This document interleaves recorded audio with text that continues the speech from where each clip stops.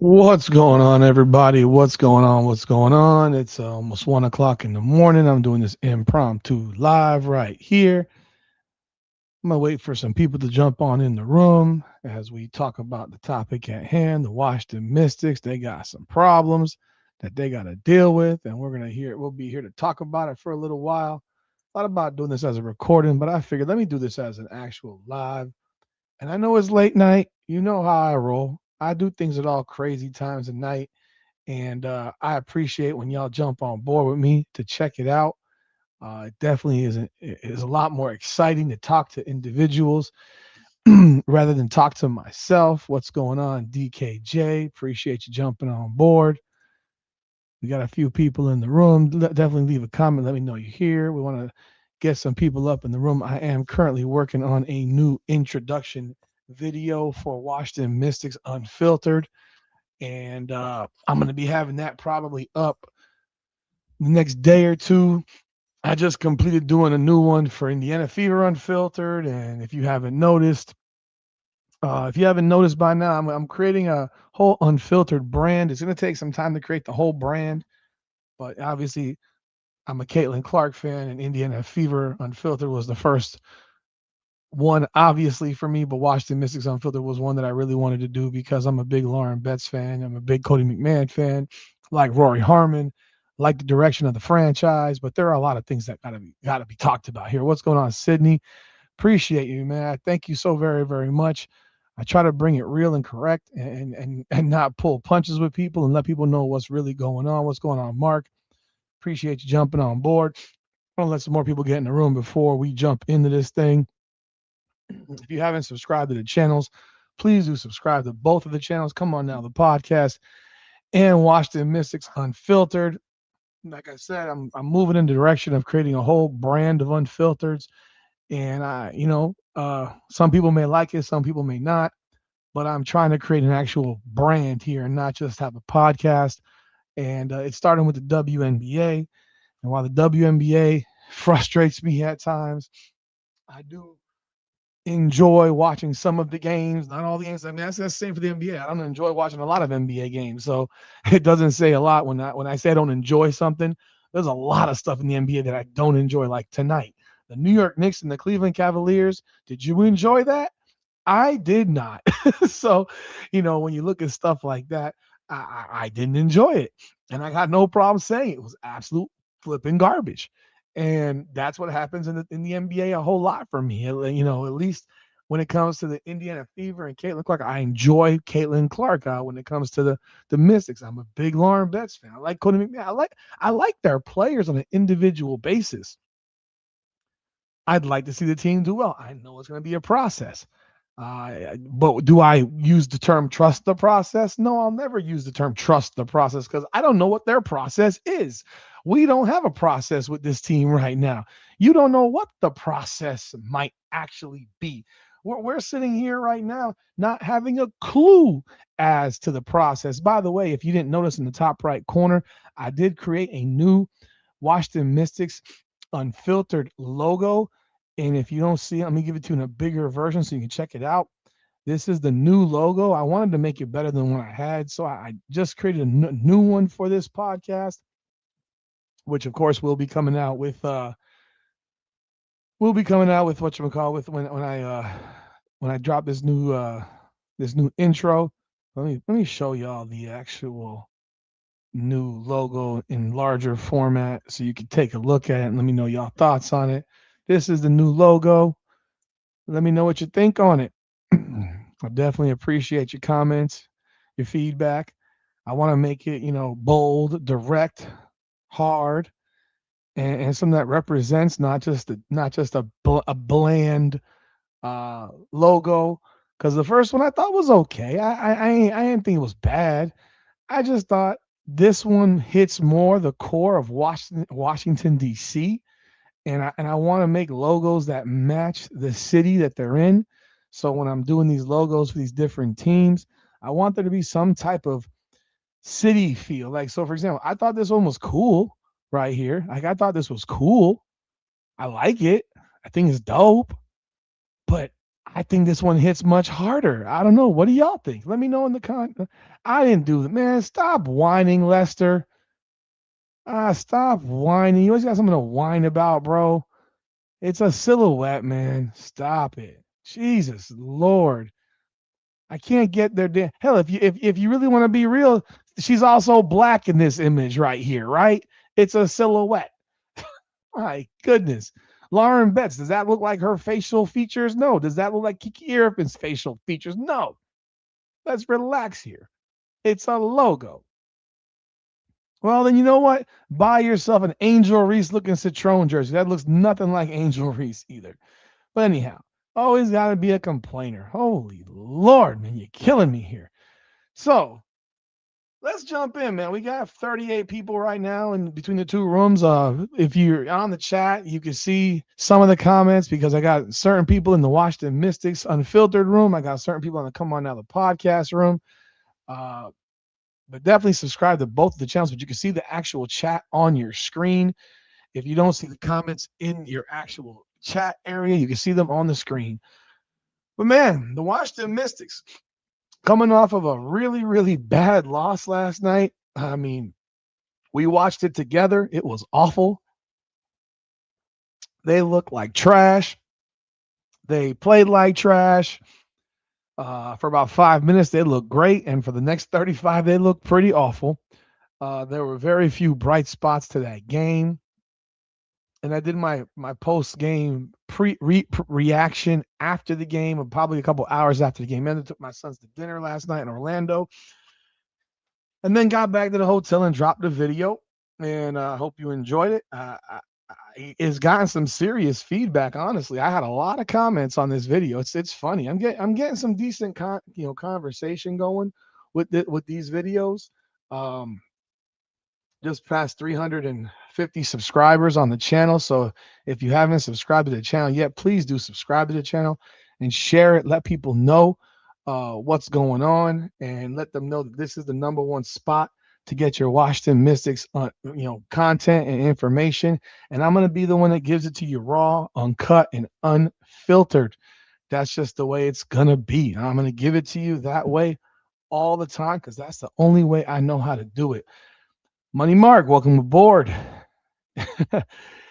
Yeah, we're those are definitely part of the issues. So I limited it to three major problems, but I think there are some other problems that go beyond the three major problems. Welcome aboard, Baltimore Ravens. This is a team right now that is young. We all know it's young. There's no questions about if this is a young team or not. This is a team that lacks experience. This is a very young squad, and they're going to have their bumps in the road. They're going to have their stresses, their headaches. They're going to have their issues. They're going to make mistakes. They also have the ability to be really, really good. They have the ability to take things to the next level. They have the ability to be a championship franchise within within a few years with the talent level that they have. I'm gonna reply to this comment. Just kill. I don't agree with that. There's first of all, commit to tank. Well, that's ridiculous. They didn't tank last year. They were a 16-win team last year. They did not tank at all last year. So tanking won't do them any good. They have too much talent to tank, in my opinion. And beyond that, who exactly do you think you're going to get by tanking? Because you're probably still not going to have the number one pick in the draft. And I don't know that the number one pick in the draft is worth it. And I don't think the number one pick in the draft will be Hannah Hidalgo, because she's still 5'6". I mean, let's keep it real. Are you really? I am the biggest Hannah Hidalgo fan. You're not drafting a 5'6" point guard number one overall. You're not doing it. And Juju Watkins is not turning pro. She's going to be back for a fifth year at USC. She will not turn pro. She will make more money at USC than she would make in the WNBA. She is determined to try to break this Caitlin Clark record. If she turns pro, it would be absolutely shocking. So tanking for what exactly? Tanking for what? There's nothing to tank for. There's nothing to tank for because you're not going to get a player who's going to change your franchise. Definitely not a rookie. You're not going to. There's no Caitlin Clark out there. There's no rookie point guard. There's no Paige Beckers out there. There's no rookie point guard next year who's going to change the trajectory of this franchise. I love Hannah Hidalgo, but you cannot add another 5, 6 player to this roster. I disagree completely with you, Baltimore Ravens. She is not better than Hannah Hidalgo, not close. And we can save that for another conversation for another day because as teammates, we all know who the best player on that team was. We all saw what Hannah Hidalgo did last year at Notre Dame without Sonia Citron. We saw her what she did with Sonia Citron. She is probably, in my opinion, the best player in the country, but she's still a 5, 6 point guard and who doesn't shoot the ball all that well from three. That's just reality. I see some of the comments. She has a role player's mentality. But that would be Sonia Citron. Welcome aboard UCLA. What's going on? So let's get down to brass tacks here. I think the most obvious thing is this team doesn't have a point guard. And it's abundantly clear they do not have a point guard. It is a broken record because she only played 4 years. I'll just be real. If she was to break Caitlin Clark's record, it would be legitimately a broken record because she only played 4 years. Because 1 year she sat out, did not play.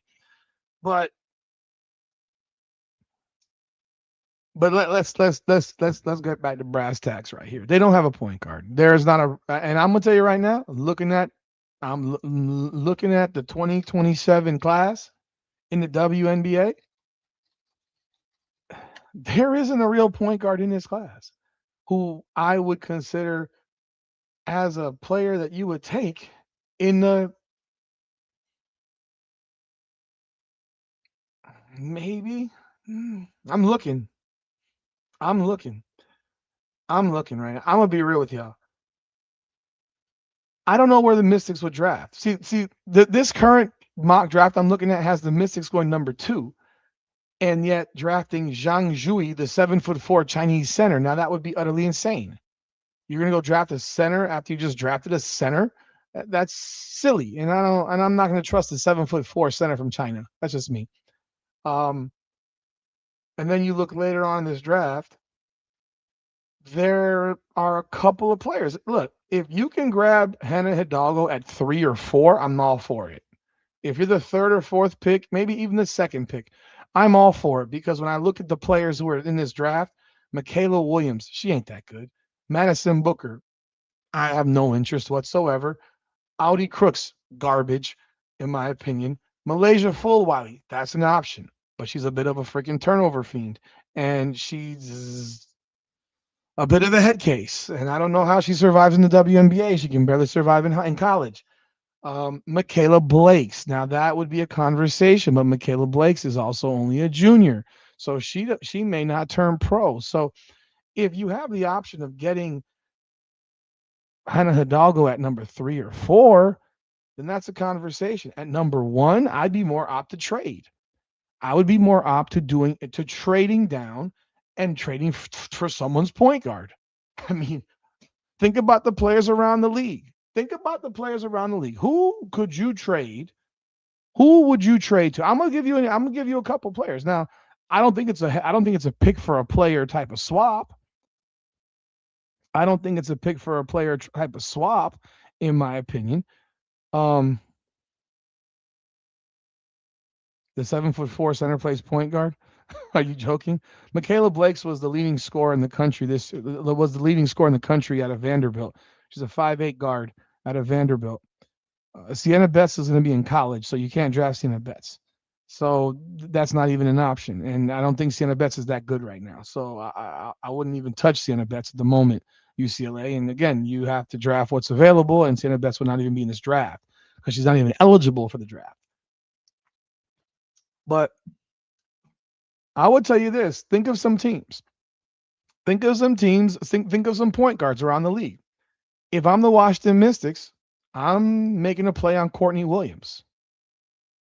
I would make a play on Courtney Williams at Minnesota. She's a point guard. She was the point guard last year for the Lynx. She's moved over to the two guard because she can play both because they brought in Olivia Miles. But I'm making a play on Courtney Williams. She's a dog. Um, I'd make a play on her. Heck, if you want to keep it real, I might make a play on Natisha Heidman, the one who just lit up the Mystics last night. I'd make a play on her. I would make a play on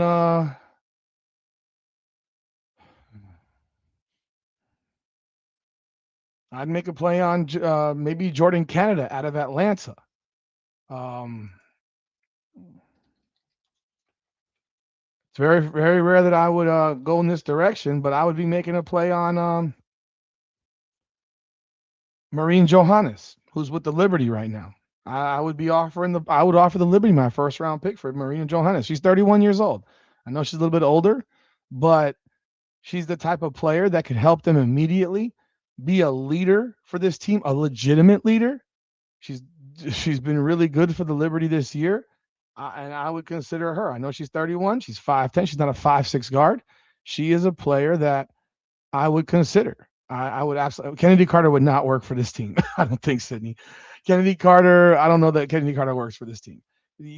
Kennedy Carter needs a dominant vet presence for her to keep her sane, and she needs a hard coach, which Becky Hammond fits. Sydney Johnson is proven to be a puppet or a powder puff. I don't know what you would call him right now, but I'm not even touching that. I'm not even, and I love Kennedy Carter, but she does not fit. This she would not be a fit for this team. I'm not trading Lauren Betts. I'm never trading Lauren Betts. That would be absolutely crazy. I would not even think of trading Lauren Betts. But so I'm looking at point guards and trading down in the draft to get one of these point guards, who these veteran point guard presence, who can show up and be ready to bluntly be ready to start. You're coming to start. You're not coming to be a backup. You're coming to start.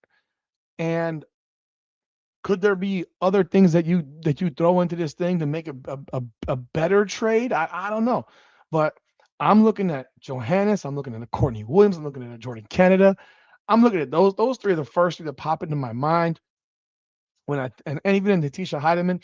I'm looking at those four players that if I'm picking fourth, I trade down, get the later pick from one of those teams, 10, 11, 12, and then I'm getting a player two and the pick, and they're taking the fourth pick. I'm making that deal. I'm making that deal right now because what they got going on at point guard right now is a big, big problem. Big problem. You have these rookies and these second year players, and while you want to develop them, you also are missing a team leader. There is no leader on this team. There is not a leader. Respectfully to Shakira Austin, respectfully, I say this with most respect. Usually I'm very unfiltered and give a fuck, but respectfully, Shakira Austin's a kid. She's 25. She is the exact same age as Georgia Amore. Or Amode, whatever, how you pronounce her damn name. She is the same age as Georgia Amore. And I do think Lauren Betts is better than Shakira Austin right now, by the way, Sydney. I think she's better than her right now, but they haven't given her a chance to be better because they're putting her on the bench. She's playing 12 minutes a game. I mean, how many times do I look at Shakira Austin not rolling a pick and roll off the horn set, which they run literally the exact same play 50 times a game. So they run the same damn play all game long, the same set all game long. She never rolls. She picks and pops. Amore doesn't fucking attack. Amore doesn't shoot. Amore just gets caught in the middle and kicks it back to Austin, who then looks at the rim, doesn't shoot because she can't shoot, and then dribble, spins around, spin move, chuck. Maybe it goes in, maybe it doesn't, but it's typically not the greatest of shots. And that's what they run literally the entire game. I don't think Shakira Austin is better than Lauren Betts. Lauren Betts is a far better post player than Shakira Austin. Lauren Betts just has to get some time to actually, I don't know, play. I mean, you drafted her number 4. You paid Shakira Austin the amount of money you would pay a number 1 option as the best player on your team. And Shakira Austin is not the best player on your team. She is not the best player on your team. Yeah, Betts doesn't understand where he's supposed to be because the team doesn't. I'm glad you bring this up. Betts needs time to understand spacing on the floor. She doesn't understand where to be on the floor yet. Exactly. Why is that the case? Because she doesn't play enough. Because every time she does something, there's a mistake made, she gets pulled out of the game. We get to watch Shakira Austin make mistake after mistake after mistake after mistake. You get to watch Citron make mistake after mistake after mistake, Irvin mistake after mistake. You get to watch all these players make mistakes on the floor, but when Lauren Betts does, she's being sat on the bench. It's silly. You paid Shakira Austin as a number one option. Remember, I'm not using that word star anymore. The word star is being removed from my vocabulary. There are no stars on this team. There are players. And there are players that don't know who the number one option is right now on this team because they have no idea who it is themselves. No idea. Watch Lauren Betts. When she catches the ball in the post, the ball is typically up here, and she's looking for teammates every single time. UCLA, you can attest to this. That is how she played at UCLA. She was always looking for teammates. She made teammates around her better. Why do you think Gabriela Jaquez went off in the national championship game? Because Lauren Betts got her open all game long. Is Austin a better athlete than Betts? Yeah, sure. Okay, great. That doesn't make you a better basketball player. Doesn't make you a better player. Heck, Lauren Betts has a better mid-range jump shot than Shakira Austin does right now. And that's a problem. You're 6 years in the league and you still can't shoot a 15-foot jump shot? I mean, that's a problem, Shakira Austin. It's a problem. So you have a player that doesn't roll to the rim, doesn't run the offense that they're running, doesn't. I mean, who the hell knows what they're supposed to be running? Because I can't tell half the damn time, and I coach basketball. It looks like no one knows where to be on the floor. It looks like no one has any idea where to be on the floor. They run into each other. There's running in the truck. The one thing I say about Betts is she actually tries to set a screen, but more often than not, the point guard doesn't run the defender into the screen. Like she's not slipping the screen. She's literally setting the screen right there, and the damn point guard isn't running the player into the screen. That's like the first thing you need to do. So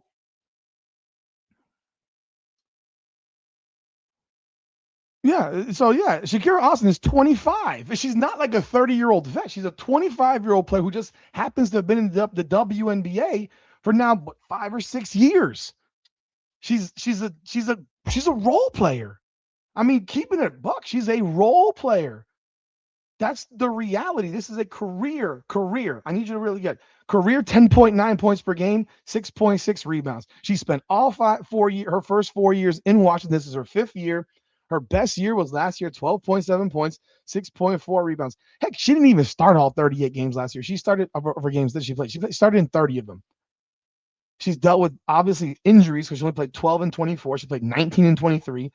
She's only had 2 real full seasons. She's a career under 50% shooter. And they just dropped a $1.4 million a year on her. They just gave her a max deal. I'm sorry. It's insane. So if Lauren Betts isn't going to get any opportunity, like this is the problem. I mean, this is the issue that exists with this team right now. So you don't have a point guard who can direct and get people in the places that they need to be. No, need the places where they need to be. And that's what's happening literally in every game. I've watched 7 of their games, 2 preseason, 5 regular season games, all their games. They don't know where to be halftime. And that's not just a Lauren Betts issue. That's a team issue. That's a team issue. Because right now, you have a Kiki Irvin, who I think is a better player than Shakira Austin. Like, y'all tell me in the comments, do you think Shakira Austin is better than Kiki Irvin? I mean, be real. Do you think Shakira Austin is better than Kiki Irvin? I don't. So if I think that if you think that I mean right now the numbers will tell you that Irvin's better. She's averaging more points, more rebounds. She's shooting 55%, and that's including having 2 lousy games the last 2. So Kiki Irvin's a better player, but yet they're going to run their offense through Shakira Austin. For what? Because she's an emotional ass woman? I mean, bluntly, like she comes across as a player who's overly emotional. If you want to be real, She comes across very emotional, maybe even to the point of being emotionally unhinged because her reactions to everything are a little bit off the wall to me. Okay. So, look at tonight. The Portland Fire beat the New York Liberty on the road. Crazy. New York Liberty suck right now. My goodness. Satu Sabli, did she get hurt again? 4 points, 4 minutes, 2 points. Jeez Louise. That team is a mess.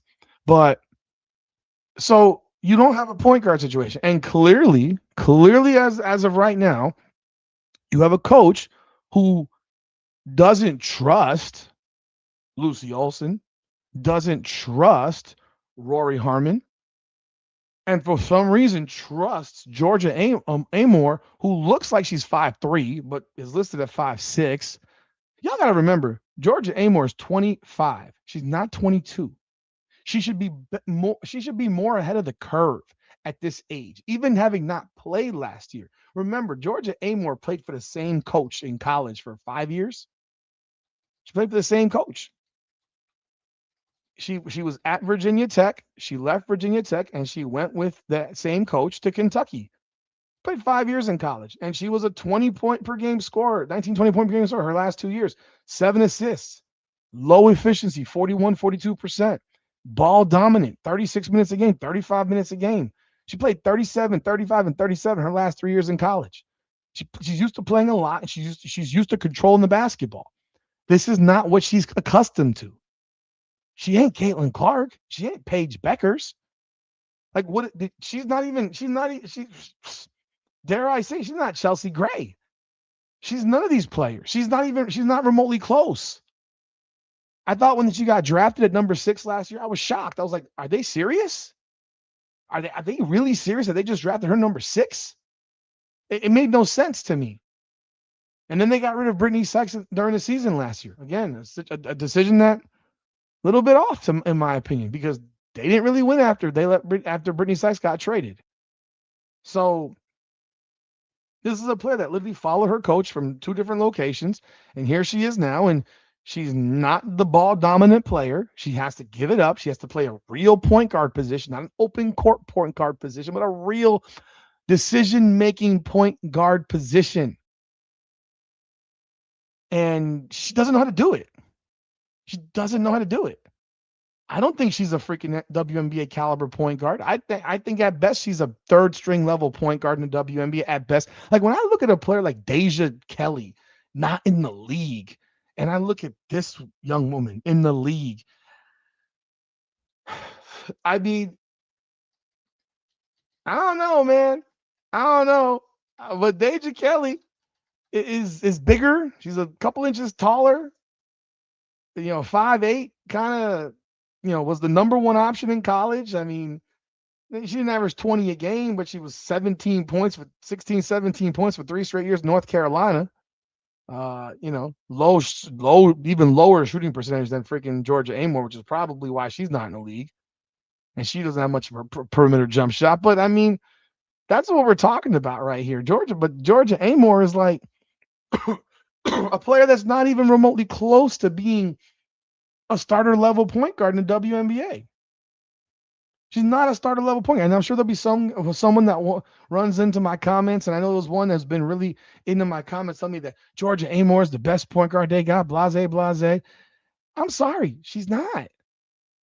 She's not, because they don't really have one. They have Amore, then they have Harmon. Now Harmon, I'll give you the problems over Harmon. The issue with Harmon is Harmon doesn't know how to get it. Harmon can't make an entry pass into the post. And Harmon plays at a fast pace. This is not a fast-paced team. This is a team that realistically should be walking the ball up the floor. Like, throw all of the analytics away of what the NBA looks like right now, the perimeter shooting, all that stuff. Throw all of those analytics in the trash can. Get rid of them. Get rid of them, because those analytics are all bull crap, okay? And let me explain why. You have a team with bigs. That's what you've got. You've got one perimeter shooter who's legitimate. That's Citron. No one else on this team can shoot. Like, I'm trying to be. Lucy Olson, maybe. Amore, not really. Harmon can't shoot. Irifin and Austin are not perimeter players. No matter how much Irifin wants to be one, she's not one yet. Who else? McMahon, even McMahon is not a perimeter shooter. She's an attacker. She's aggressive. She goes to the hoop. Prosper. I was shocked she made the team. I was shocked she got drafted as high as she did, to be quite honest, because I watched her at Notre Dame enough to say, like, why? Because Hannah Hidalgo sure as hell needed a second option, and Prosper never was playing in the post. And now she's playing on the perimeter, jacking threes and shooting 7-8 threes in a game, which is nuts. Rory Harmon, though, is the type of player that plays great defense. And in a game like Seattle, how is Rory Harmon not on that floor more as Natisha Heidemann is absolutely cooking Georgia Amore? Like, that's the game you got to put Rory Harmon on that floor. She is a defensive stopper. She's a lockdown defender. And you know what? Who cares if she picks up 5 fouls? Because Georgia Amore fouled out. So who the hell cares if Harmon picks up 5 fouls defending Heidemann and trying to keep her from going off on this team? Because that's what happened. That's where the game shifted. Was Heidemann. Heidemann and Zaya Cook just went off in the second quarter primarily, and that was a wrap. The game was over. The game was over at halftime. We could keep it real. The game was over at halftime.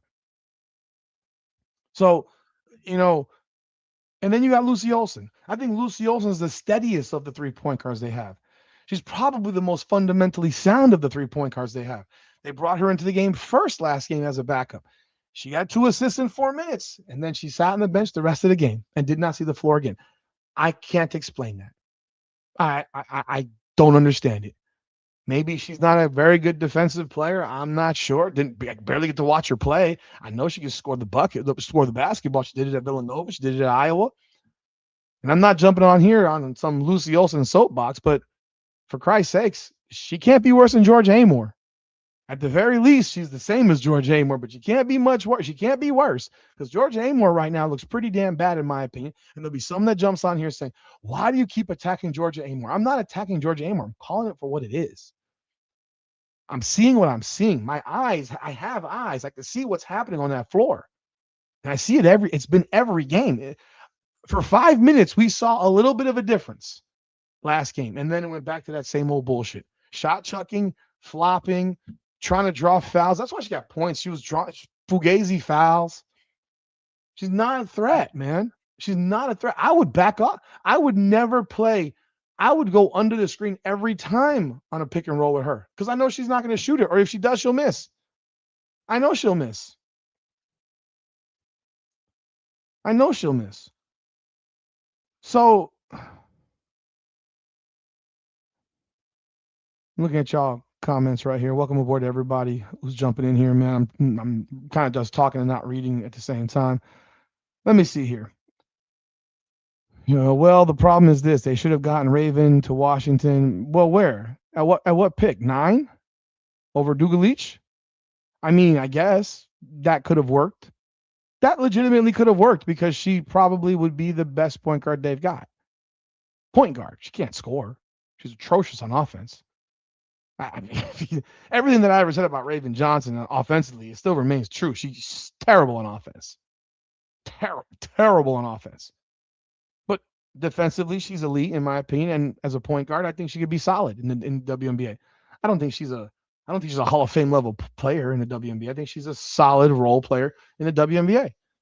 That's what I think. Would I have drafted her instead of Dugalich? Maybe. I don't know what that goes back to. I don't know what the desire or the goal of this team is. Because you got Austin, you just signed her to this big deal. You got Irifin, you got her last year. You drafted Betts at number 1, at number 4 pick, your first pick. And beyond that, you don't have a backup power forward.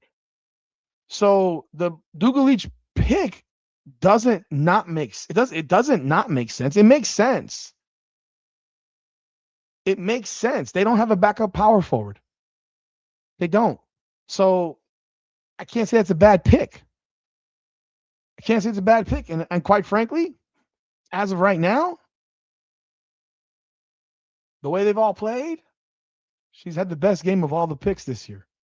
That fourth quarter she played against Seattle on Sunday was the best. Yesterday was the best any rookies played in this season so far in any game. So it's like she understands her role probably better than anybody. And so I don't know.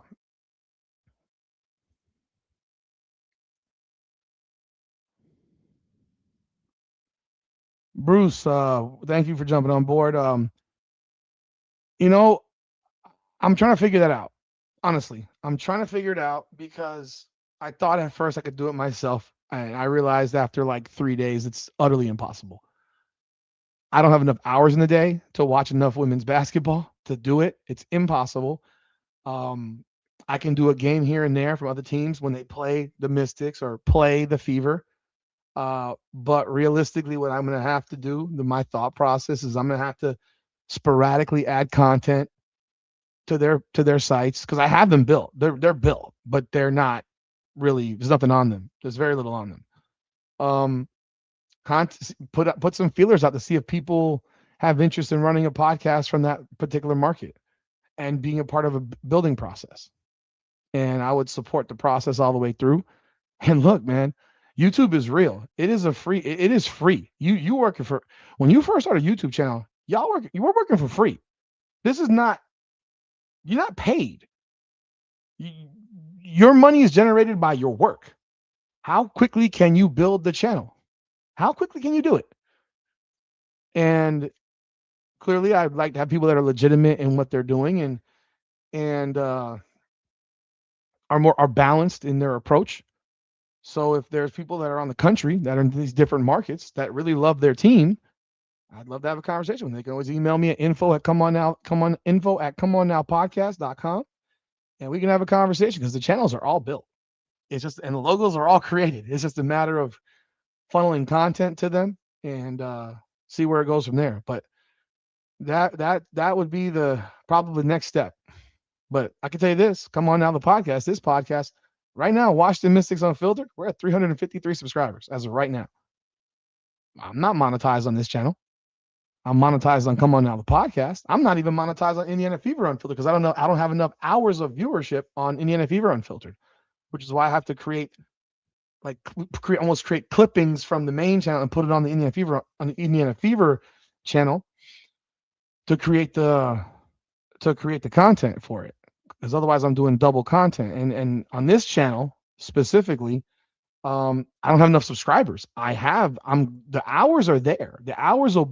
The hours will be there for this channel probably, I guess, just looking at it, a month, probably a month from now. Like you're required to have 1,000 subscribers and 4,000 hours for full monetization on YouTube. And just for people that don't know, and I'm currently at about halfway to 4,000, and the problem is the subscriber numbers. I'm not close to the subscriber numbers yet to make it monetized. And quite frankly, it's not surprising me because the Mystics homepage on YouTube has under 6,000 subs. So the fan base for the Mystics is really, really small, honestly. So it's taken some time. It will take some time, but if someone wants to be on board and be part of a building process to create a channel in that area, if you've heard of the Locked On Network, there's like 300 Locked On podcast channels, and I know someone that does one of them. I have not had a chance to talk to him about it in my market for the Miami Hurricanes because I want to see how they work it because I'm just curious to know how they've built it because look, there's advertisement revenue, but then on top of that, there's partnership agreements and stuff like that. So the main goal is then you have to create sponsorship agreements and so forth. And then on top of that, whoever does it has to be consistent because if they're not consistent, it can't grow. But thanks for the question. I appreciate you jumping on board. I agree. I think Olsen's feel for the game is way more advanced. I do. I think is I don't know what is the politics in this locker room. I don't know. They're a baby team. They're all babies. So what's the politics? What's the politics here? I don't even know what it would be at this point. Washington has plenty of people that could score the ball. They just they didn't again. Do they have that many people? They have a bunch of role players. I'm gonna be real. I totally disagree with that. She was first of all, she was drafted at 8, so they couldn't have drafted her at 9. She was drafted number 8 by Golden State and traded to the Storm, so they couldn't have drafted her at number 9. She was already gone. But I don't agree with that. This Flage is not a point guard either. Um,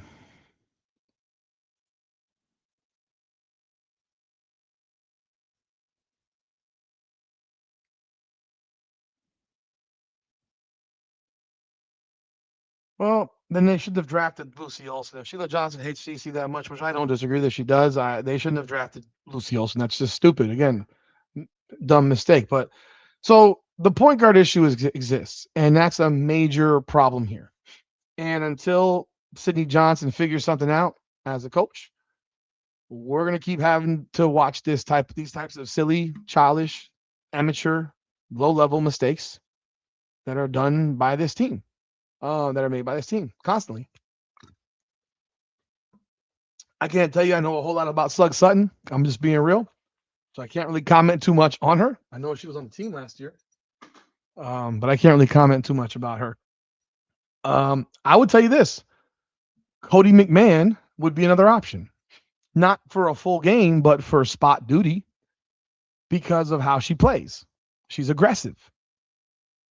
And the reason I say that is I think she'd run the pick and roll very, very well. At least from an aggressive standpoint. She would be someone that would be very aggressive on the pick and roll. She would attack right downhill. I mean, now, is it always the right decision? Not necessarily.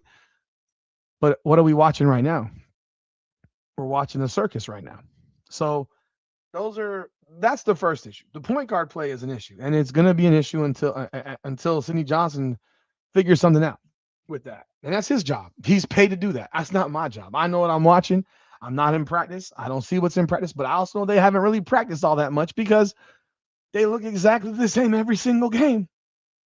Again, Cody is a little reckless, but I'm not saying from a full game. I'm saying for spot minutes to play it, I don't have an issue with it because they're right now they're he's going by almost a committee. What? Oh hell no, not a chance. No way in hell. No way in hell. Traded Prosper, Sonia, and for Gianna. Okay, Sergio. Are you kidding? You're joking, right, bro? Come on now. Sonia's better than Gianna Nipkins. Why would they trade 3 players for Gianna Nipkins? Nipkins isn't that good. Nipkins isn't. What do you want to have? UCLA East? I'm sorry. This isn't college. We're not doing this thing that Iowa fans want to do in Indiana, and Indiana fans, or really Caitlin Clark fans want to do in Indiana and have the entire Iowa freaking team playing for the Indiana Fever. No. There's no chemistry. Gianna Nipkins ain't good enough. Gianna Nipkins is lucky she's in the WNBA right now. I was surprised she made her team. No. Chemistry. There's no chemistry. You don't have a point guard. You until you have a point guard, chemistry was what? So what? There's chemistry with Lauren Betts coming off of the bench and Dugalich playing 12 minutes. So what? Nipkins will come off the bench and be a 12-minute per game player too? If that? Nah. Sorry. Disagree. Not a chance. Now, I don't agree. Like, it's not going to happen. And that trade is insane. Respectfully, that trade is insane. You're not trading Sonia Citron for 3 players for Nipkins. Nipkins doesn't even sniff Sonia Citron's level, not even close. That would be asinine. That would be an asinine trade. And if they made it, everyone in that organization should get fired. Sonia Citron is here. Nipkins is here. Like, this isn't even a conversation, man. This isn't even a conversation. Sonia Citron is way better than Nipkins. Yes, I saw her at Utah. I saw her at UCLA. Yes, I did. She's a role player. She's a lesser role player than Citron. Utah is Utah. UCLA is UCLA. If you threw Citron at Utah, she'd average 20 plus a game too when she was if she was there. They will never to and 3 for 1. If you had said Citron for Nipkins, I could actually say, okay, at least that's reasonable in a conversation, even though I think it's an insane trade. You want to give up 3 players for her. Come on, man. Come on, bro. You need a point guard. That is what reality is. And that's what I would consider trading the pick next year, the first round pick, and look for a veteran leader point guard who can run the team. Realistic, who can run the team. Run the team. That's it. Now, moving on, the substitution patterns.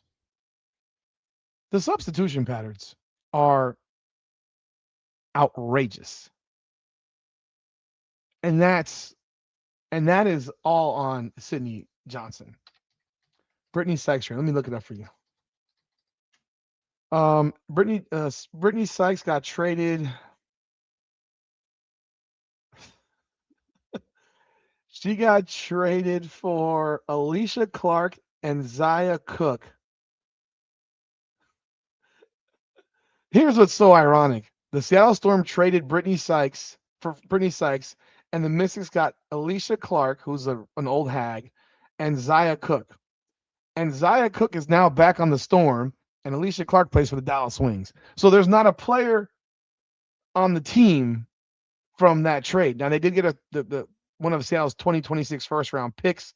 I would presume it's either the 9 or 11 because it wasn't the 4. So it was the 9 or the 11 pick. I don't know which one it was. So what they got was either Dougal Leach or Cody McMahon from that deal because both those players that they traded for Brittany Sykes are gone. You believe Yana Nipkins will be averaging double-doubles? Oh, my God. I'm trying to not be disrespectful, but in what world would Yana Nipkins be averaging double-doubles? Yana Nipkins didn't average double-doubles in college. And you're going to come on here saying that you should be averaging double-doubles in the WNBA? Let's take a look at what Yana Nipkins is doing now. Since you're really going down this road, and I really didn't want. I need you to be on. I need you to be real. Come on now. She did not average double-doubles at freaking UCLA. What are you talking about? She's averaging 3.5 points and 2 rebounds right now for Connecticut.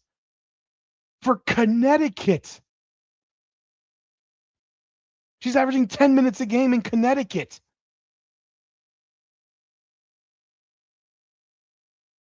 I'm going to have to ignore your comments if you're going to post ridiculous shit here. I can't. I'm not going to engage this.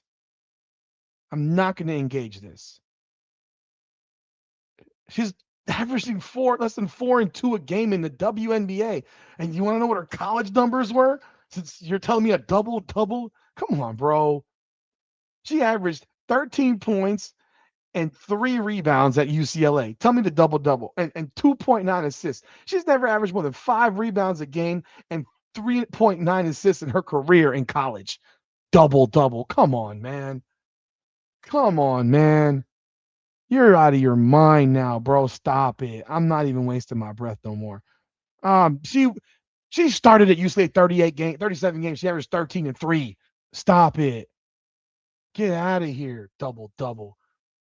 Please, man. Anyhow, let me move back on, man. The substitution patterns have got to be adjusted. This is not recreation basketball. This is not a rec league. This is a professional sport. It is not your job to give everyone a chance. It is not your job to play 11 or 12 players. Not your job. Your job is to play the best players you've got. Whoever you believe that to be. If you don't believe certain players are in that top 8 or 9, then that's your decision. You're the head coach. I may not agree with your decision, but it's still your decision. But the fact remains is that when you have a rotation or lack of a rotation and you're playing 3 point guards in one game and one's playing 26, one's playing 4, one's playing 3, and you're running Citron at point guard for at least 7 minutes of this game when she's not even close to one. She makes no one around her better. She does not distribute the ball well. She does not handle the ball well. And then that takes her away from what she does do well, which is shoot and come off the wing and come off the edges and get put in actions. Well, you've now erased your arguably your best player because Sonia Citrone is arguably their best player. She should be their leading scorer. She should be the person who shoots the ball more than anybody on this team. And yet she shot one shot for 8 in the first 20 minutes yesterday against Seattle and took 6 shots in the entire game. You cannot run Citrone at point guard. You are erasing what she does well when you run her at point guard. Her job is not to distribute. Her job is to score. Her job is to score. And these ridiculous substitutions that he runs, where he's running 3 players out, 4 players out, 3 players out, and then they'll be out there for 2 minutes and he yanks them back out. There's no rhythm, there's no rhyme, there's no reason. It's just Cody McMahon picks up a 3rd foul. He doesn't pull her out, and she picks up a 4th foul, and now she's on the bench to the third, 4th quarter. You let your backup small forward pick up a 4th foul in the middle of the 2nd quarter. Motop, yo, thank you, sir. I appreciate that, man. The real problem, thank you so much for the $50 super chat. And the real problem with Washington Mystics, the coach don't know how to coach the talent on his team. Please, Ben, I agree with you. I agree with you. I agree. I completely agree. But thank you so very much. How in the world was Citrone locked down? She was locked down because they had her running point. She was locked down because they didn't run actions for her. They're running this damn offense through Shakira Austin.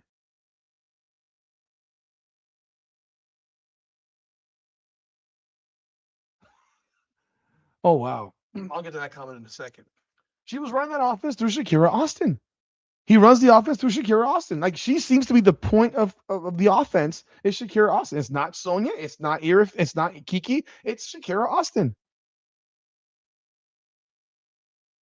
Wait, Sidney Johnson's the GM also? I didn't even know that. I didn't even realize he's the GM. Oh God, no wonder. Jesus Christ. But so she's being doubled. Well, it's your job as the coach to get her off the doubles. But you know what? I ain't gonna shit on Sonia Citrone, but there are people that believe that she was a rookie of the year last year and she was better than Paige Beckers, and she's not.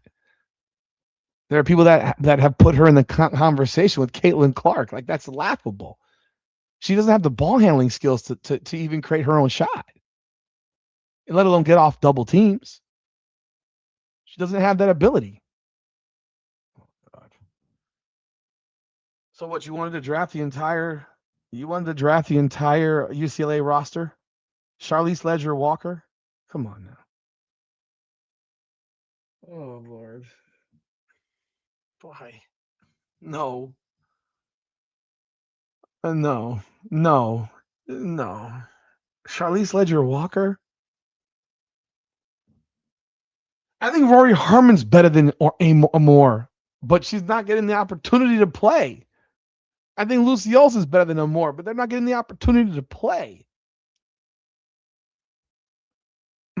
But to me, the point guard of this team, they need to make a trade, and whether it's in the draft next year or at some point this season, they need to make a trade for a veteran point guard who can start.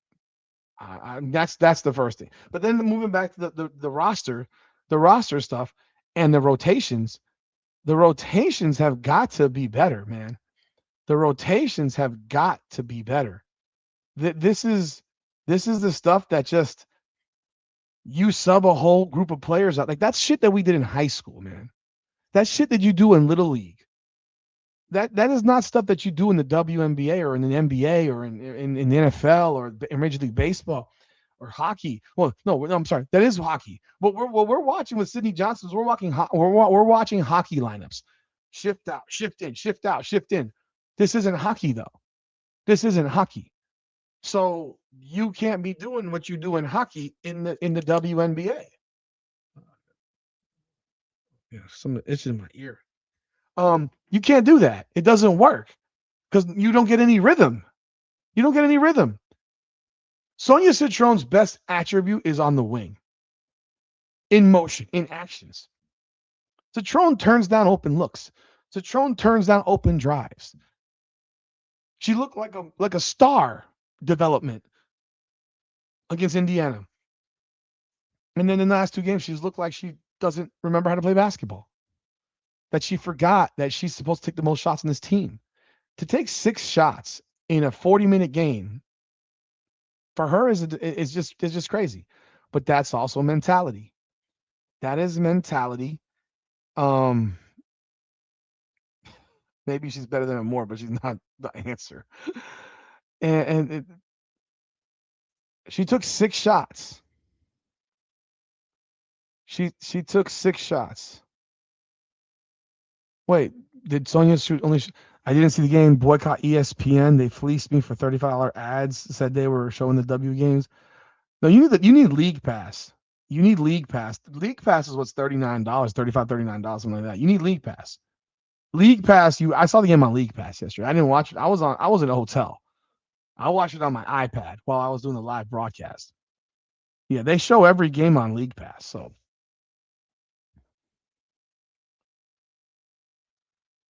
oh man. But yeah, she took 6 shots, but she took her first shot with 2 minutes to go in the first half. You know, 2 minutes to go in the first half.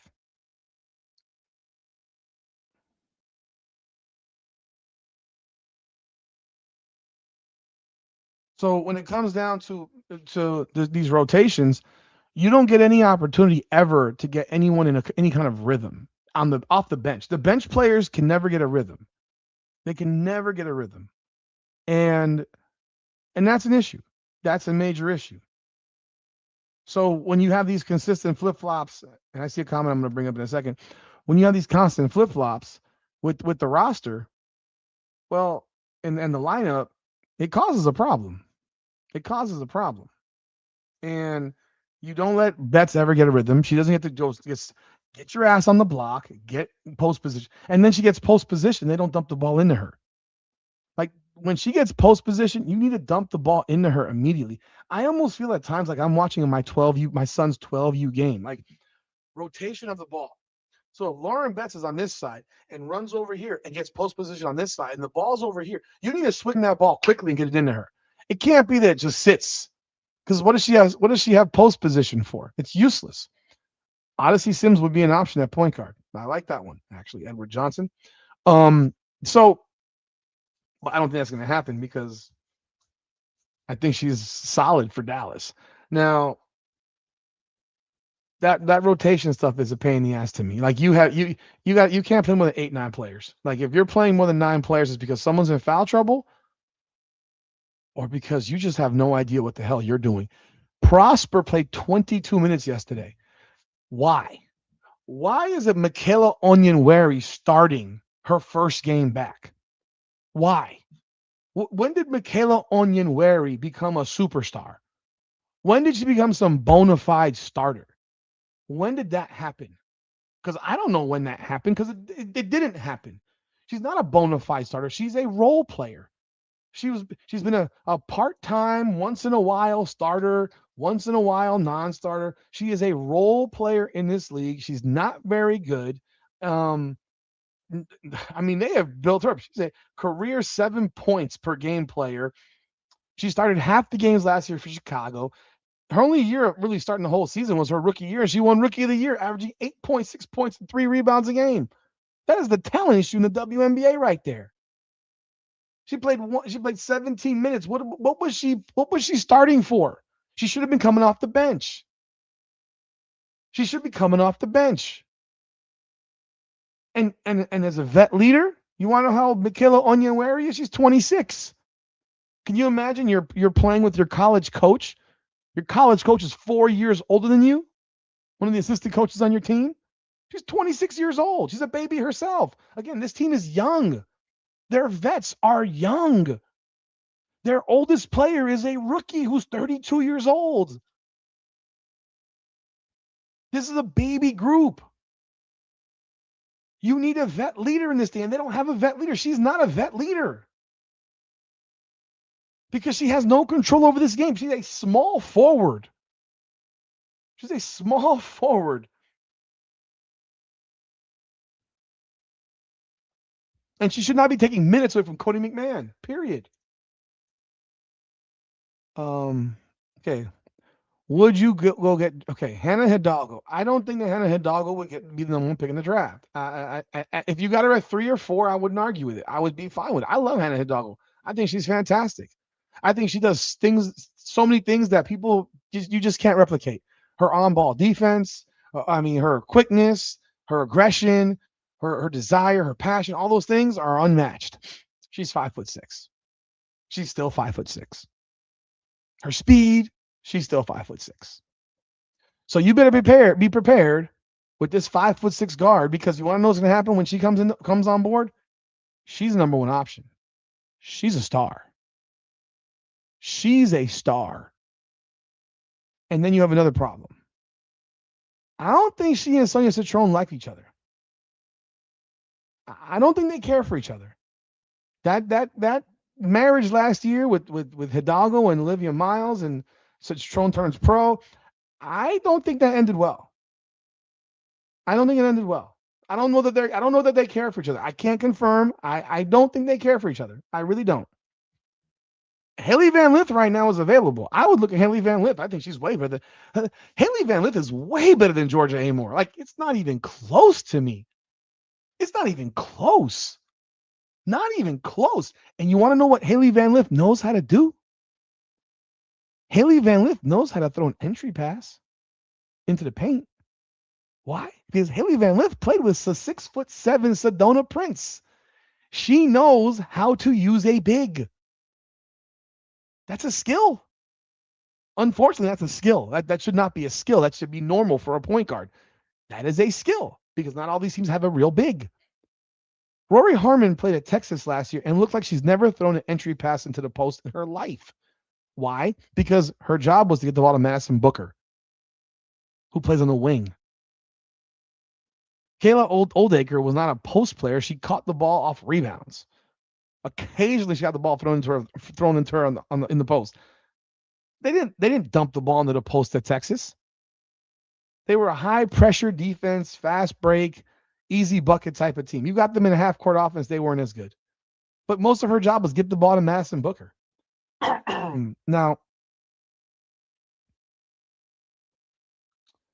all right. You know, Jackie Young is not playing her best basketball. What do you think of Jackie Young from Vegas play at Washington? Okay. What are you giving up? That is the question. What are you giving up? You got to let me know what you're giving up. And here's the reason. Jackie Young is not a star. She's a role player. So where are you playing her? Because your 3 or 2 is Citrone. Really, your 2 is Citrone. So who are you giving up to get her? I don't think they'll trade her. At all. I don't think the Aces will even consider trading her unless they get like some crazy package. Like, you're not going to get Jackie, no matter what I think of Jackie Young as a player. You're not her value in the WNBA to a lot of people is very high. Again, see, this is where my opinion is my opinion, but I know what the opinion of people in the league is, because the league is filled with warped opinions of players and completely irrational and illogical opinions of players. But I do believe that if that was a possible trade, you'd have to give up the farm to get her. You're not getting her. First of all, Citrone's part of that deal. You're not going to get her without Citrone in that deal. You're not going to give up. Lauren Betts would not be part of that deal. They got Asia Wilson. They're going to have to replace their 2 guard with a 2 guard, and their 2 guard replacement will be Citrone. And they would want more than Citrone. They would want more. They wouldn't be like you're giving up Jackie Young and for Citrone. No, it'll be you're giving up Citrone and for Jackie Young. So I don't think I don't think that you're going to get her unless you're offering the farm to get her. And hell, it could be a trade of Citrone and pick. I mean, like first round picks for the next 3 seasons or something like that, and another player. It's a huge ask for that one. I don't know where the rotations come from. You got me.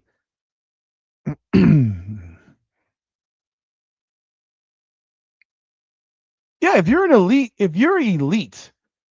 elite skilled basketball player, you can come in and dominate this league. That's why, yeah, of course, that's why Candace Parker can walk in and be the MVP of the league and the rookie of the year the same year. Why Maya Moore can be XYZ. Why Asia Wilson can dominate. Why Caitlin Clark can break every goddamn record there is for a rookie under the sun and be arguably the best player in the world as a rookie to a lot of people.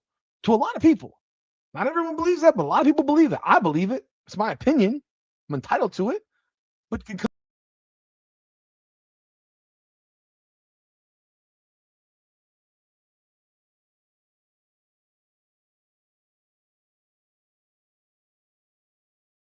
sorry about that, folks. I hit the wrong button. I just took myself out of the freaking out of the chat. My bad. Um, but they can come in and dominate just like that. And Paige Beckers can come in and be very dominant as a rookie. Like that, if you're a highly skilled player, you can come in and boom, boom, boom, and not and be that player without a doubt. Who are you? Flage was cooking who immediately? A more who? Who was she cooking? Flage started off the game 0 for 4 yesterday. She wasn't cooking anybody yesterday. Started the game off, so I don't know who she was cooking immediately. Let me know who she was cooking. Um,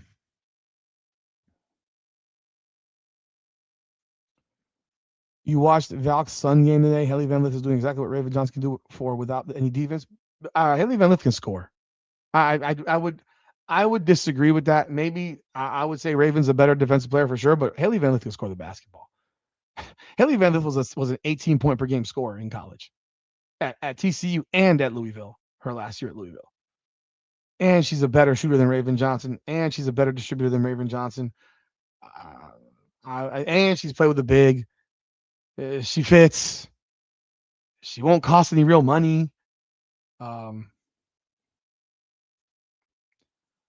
that's a damn lie. What you are saying about Hannah Hidalgo is so easy to guard. We don't need any more small guards in the league when you got a tall. Okay. What is so Hannah Hidalgo's easy to guard?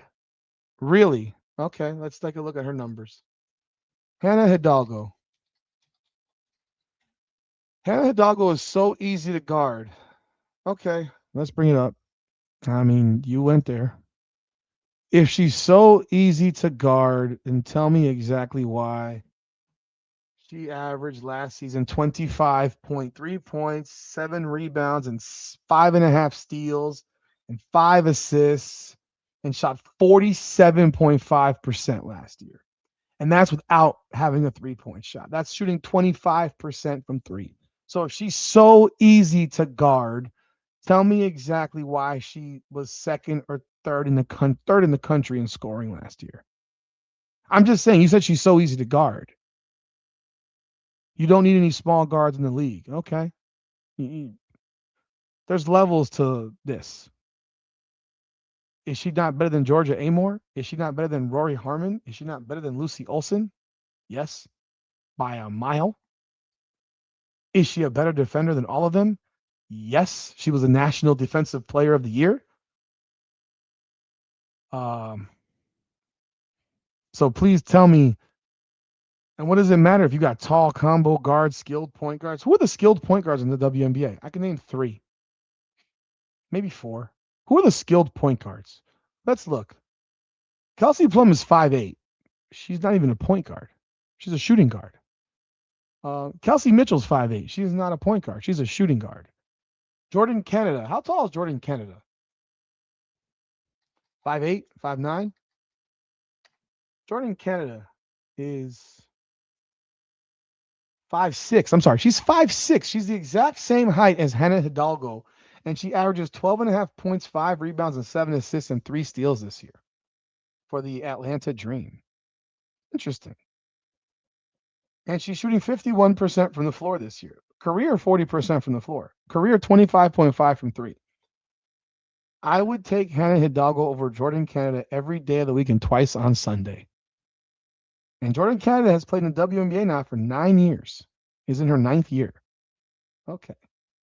Let's see. Who else? Who else can we think about? Hell, what's her name? Another 5'8". So Jordan Canada's 5'6". I thought she's actually taller than I thought. Not shorter than I thought. Arike Gumbawale is 5'8". She's a 2 guard. So all these small, all these tall combo guards. Who are these tall combo guards? You think these tall combo guards can guard Hannah Hidalgo 1-on-1? I mean, I get it. She's short. And yet, in her shortness, was third in the country in scoring. And as a junior, playing with Olivia Miles and Sonia Citron, averaged 24 a game, 5 rebounds, 4 assists, 4 steals, shot 46% from the floor. And last year, she shot 40% from three. And as a rookie, as a freshman, she scored 23 points per game, 6 boards, 5 steals, 5.5 assists, 45% from the floor. I mean, and she again, Naismith Defensive Player. She's the first guard to win the Naismith Defensive Player of the Year in women's basketball. I believe in years, at least 5 years. Let alone someone under 6 foot tall. I'm just saying. You just said that she's easy to guard. Easy to guard. Okay. Well, I think she's better than Jordan Canada, who's averaging 12 points per game. I believe Hannah Hidalgo would be a high level player in the WNBA.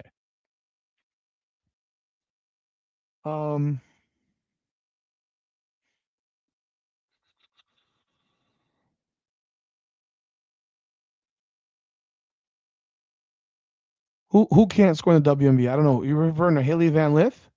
I have no idea. She's barely gotten an opportunity, so I don't know. I don't know what she'll be able to do or not do because she hasn't gotten a real opportunity. I don't know why I think she can play too.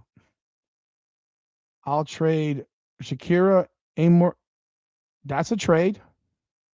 That's a trade. Huh? I don't think the Golden State Valkyries would do it.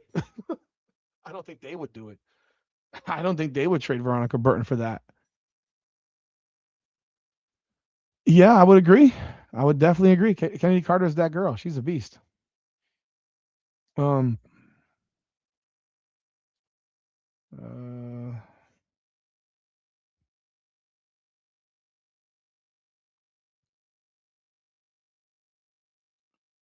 Liz Cambridge ain't going in. She's not coming back to WNBA.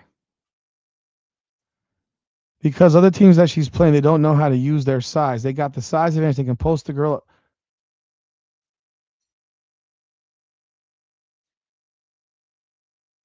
You are truly overvaluing what you think is talent here. I'm saying this as respectfully as I can. Chris Paul is a 6-foot guard. Why didn't people just post him up all day in the NBA? I'm asking. I'm gonna ask a genuine question. Chris Paul is a 6-foot guard. Why didn't people just post him up all day? Why? Oh, was it because he was an excellent defensive player? And he played with a strong base? And he understood leverage? How about Allen Iverson? 5'10". That's just really his height. 5'10", 165 pounds, soaking wet. Why weren't people just posting him up all day in the 90s and early 2000s? Why weren't they just backing him down? I mean, I need you to really, really look at what you're saying because, and that's a league with talent, where these are the greatest men's basketball players in the world. And you're telling me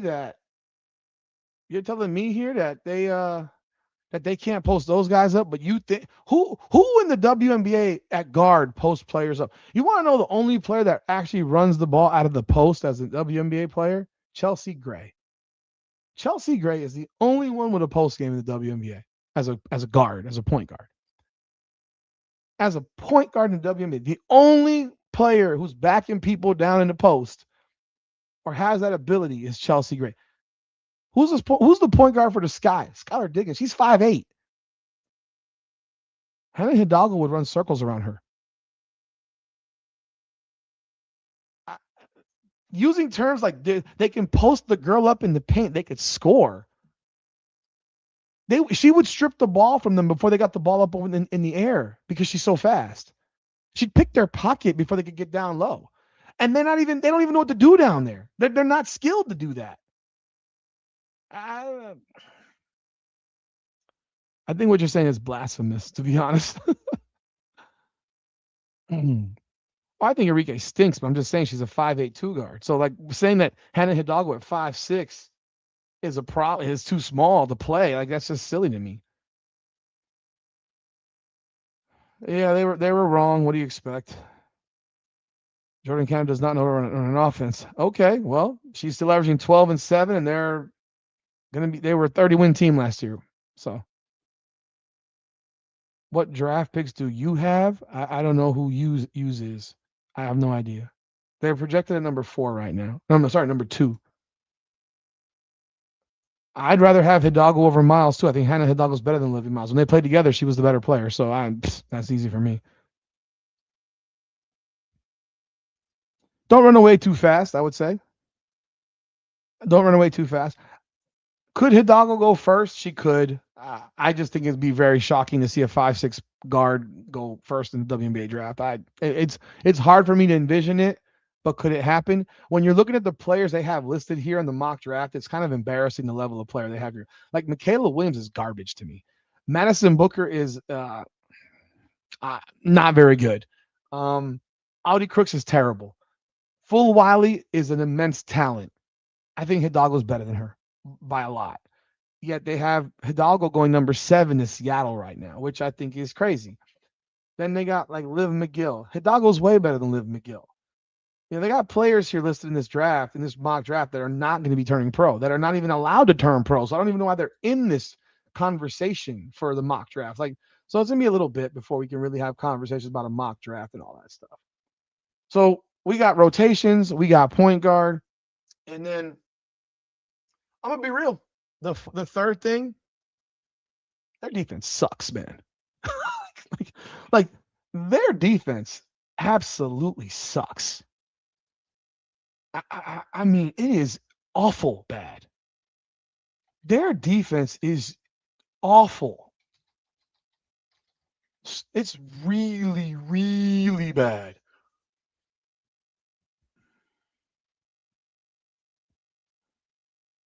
It's really bad defense. It's very bad. By the way, someone said that Haley Van Lith is starting right now. She's started 3 games of the 7, so I don't know what they're doing in Connecticut. I have not watched. I probably won't watch one singular Connecticut game, but she's still averaging 9 points a game and 2.5 assists in 18 minutes, and she's shooting 51% from the floor and 53% from 3. That's Haley Van Lith, by the way. Just so you know, she's averaging 9 points, almost 3 assists, 51% from the floor, and 53% from 3. So, in 18 minutes of action, they've only got 3 players averaging 10 points or more. It's Aaliyah Edwards, Anissa Morrow, and Brittany Griner. Kennedy Burke's averaging 7.6 points. Anaya Rivers averaging 6 points per game. Ledger Walker's averaging 7.6 points per game. Diamond Miller's averaging 8.9 points per game. Odota is averaging 6.7. So actually, Van Lith is the 5th leading scorer on this team right now. Just saying. What did I say about Michaela Williams? She sucks. I'm tripping. She sucks. She sucks. Stop it. She sucks. She's like that. So was she like that when her scoring average dropped by 5 points per game from last year to this year? Was she like that? I'm just curious. Was she like that? What was she like that? Please let me know. You want to go at me with that one?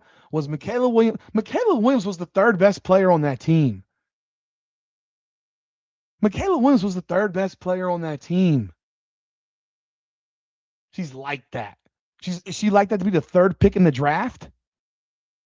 I mean, are you going to sit here and tell me that the 3rd best player on the team it should be the third pick in the draft. I mean, it's happened before in the WNBA because there's a talent problem. But don't sit here and tell me. don't sit here and tell me that she's like that, averaging 13 a game last year. Come on, bro. 13 a game. Michaela Williams is like that. You think Michaela Williams is better than Malaysia Fulwiley? I mean, let me know. You think Michaela Williams is better than Malaysia Fulwiley? Yeah, we found out when they lost to Duke that who should have been on that floor. Should have been Malaysia Fulwiley. Definitely over Flajay Johnson. Michaela Williams averaged 14 a game last year and 5 rebounds. And the year before, she averaged 17.3. Yeah, and she's overweight and slow. So if you think she's like that, hey, good for you. I don't think she's like that. And she's the third best player on the team for 2 years. That's my opinion. Talent is trash in this league. And talent is very, very bad when you're sitting here telling me that she should be the third pick in the draft. I'm not saying she shouldn't get drafted. I'm saying she shouldn't be the third pick in the draft. Paige don't have any post moves. No.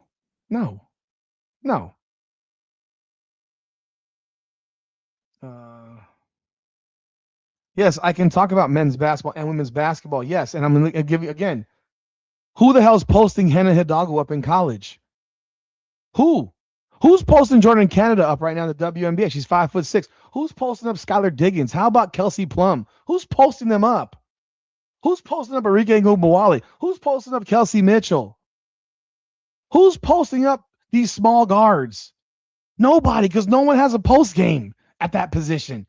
Outside of Chelsea Gray, nobody in the league has a post game at point guard.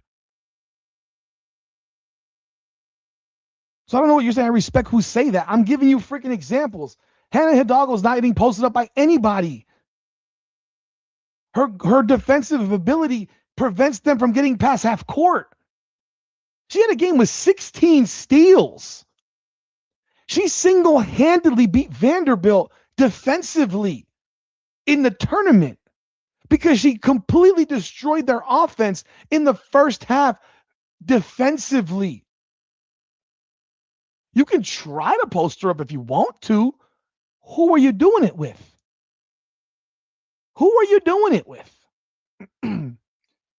Gino Auriemma literally had a power forward take the ball up the floor because he was afraid of Hannah Hidalgo destroying his offense before half court.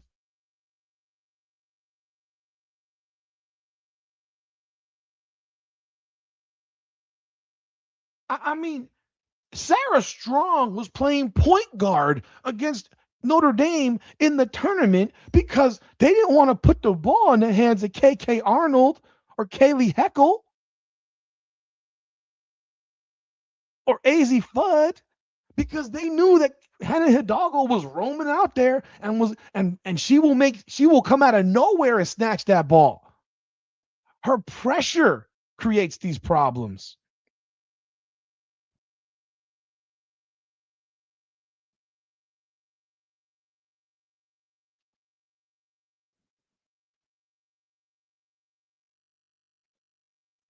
You think Michaela Williams is better than Awa Pham? How about you think Michaela? Wait, let's back up. Do you think Michaela Williams is better than Flajay Johnson? I mean, you think she's the best player on your team. You think Michaela Williams is better than Malaysia Fulwiley. I think you're on drugs. You think she's better than Flajay Johnson?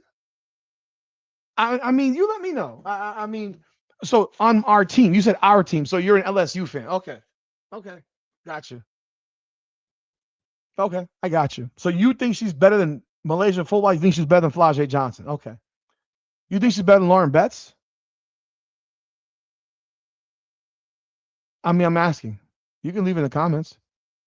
I don't know what I'm talking about. I watched LSU all year. I literally watched LSU more than almost anybody because I've been a Flage fan forever, and she was absolutely horrible this year. So I got to see both those two players be terrible this year because I thought they were both bad this year. I thought Flage Johnson was bad. I thought Michaela Williams was bad this year. Michaela Williams was better as a sophomore than she was as a junior. You think she was better you think she was better as a junior than she was as a sophomore? Mm.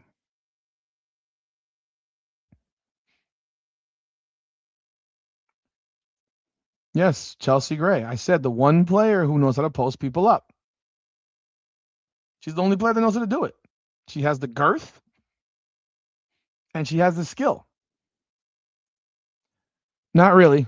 Not as of yet. Not what I'm talking about. Like you're not going to start running your offense through Caitlin Clark in the post. Like you're not to take advantage of someone's size in the post.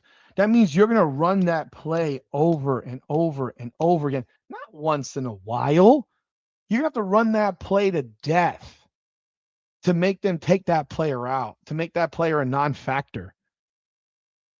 Yeah, you got let me make layups here when we're gonna have post ups.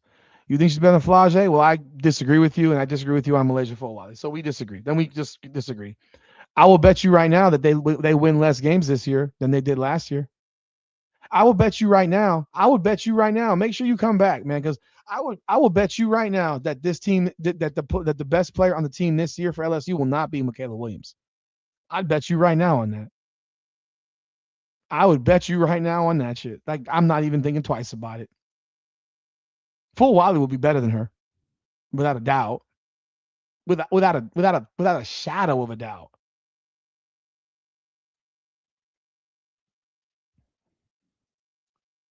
Let's see who's on their roster. Mm. LSU roster, women's basketball. Let's look at this roster for LSU right now since you brought it up. I mean, let's do it. Let's do this. Oh, they don't have the roster up there at this time. Great. Ain't that something? Who did they get? Did they? Who did they add? They added somebody I know to this team. Who did they add in the transfer portal?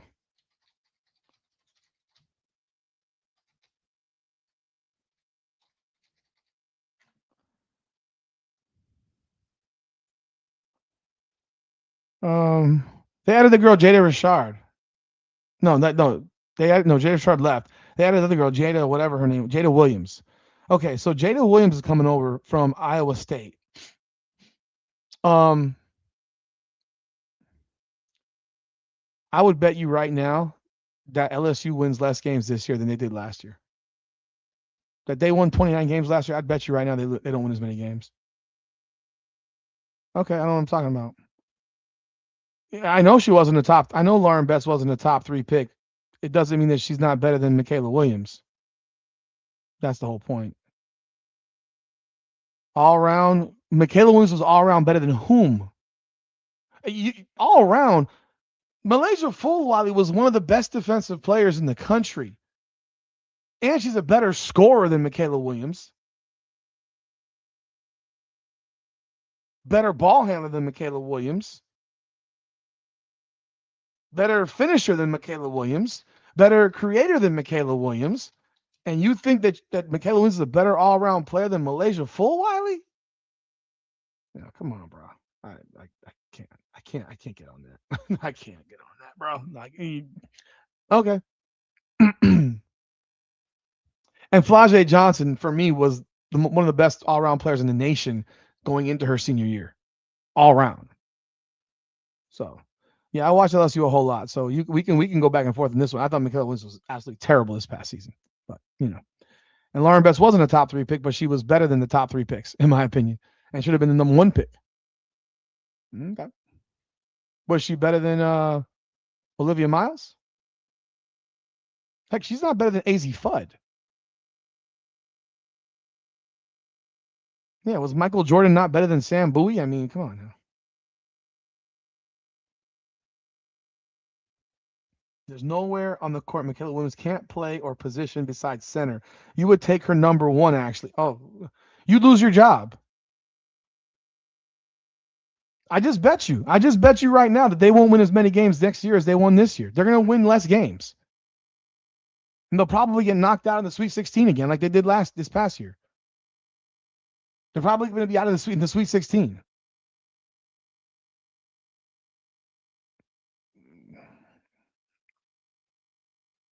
I've watched them all play. I've watched Michaela Williams play for 3 years. I don't know what you're talking about. Like, you think I would just watch? I started watching yesterday. I got more videos on LSU than most LSU channels have on LSU. Come on, bro. Bet what? What do you want to bet? What do you want to bet? I don't know who you are, so what do you want to bet? What do you want to bet? Like, and you know what? Best player is an opinion. It's not a fact. Your opinion is that she's the best player. There's no factual data that backs up your opinion. There's no factual data. I have factual data that backs up mine.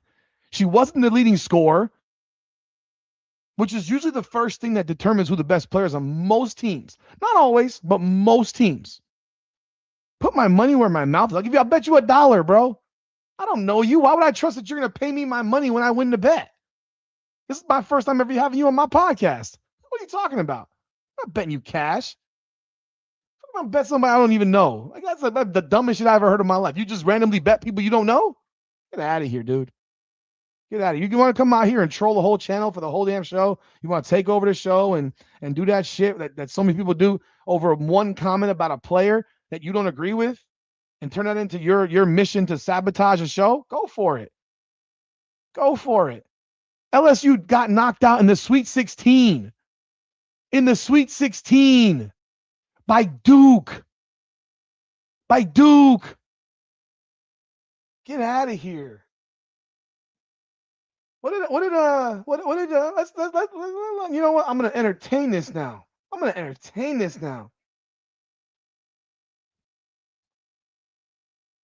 Here we go. Let's do this. Let's entertain this nonsense. So nice to some of y'all, man.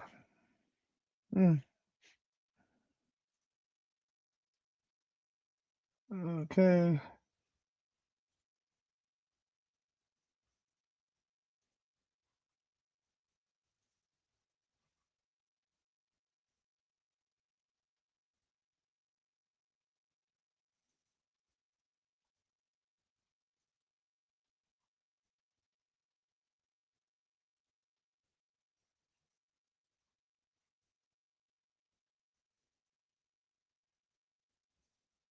Tell me why Michaela Williams dropped in scoring this year. I'm just asking you. You haven't told me anything yet.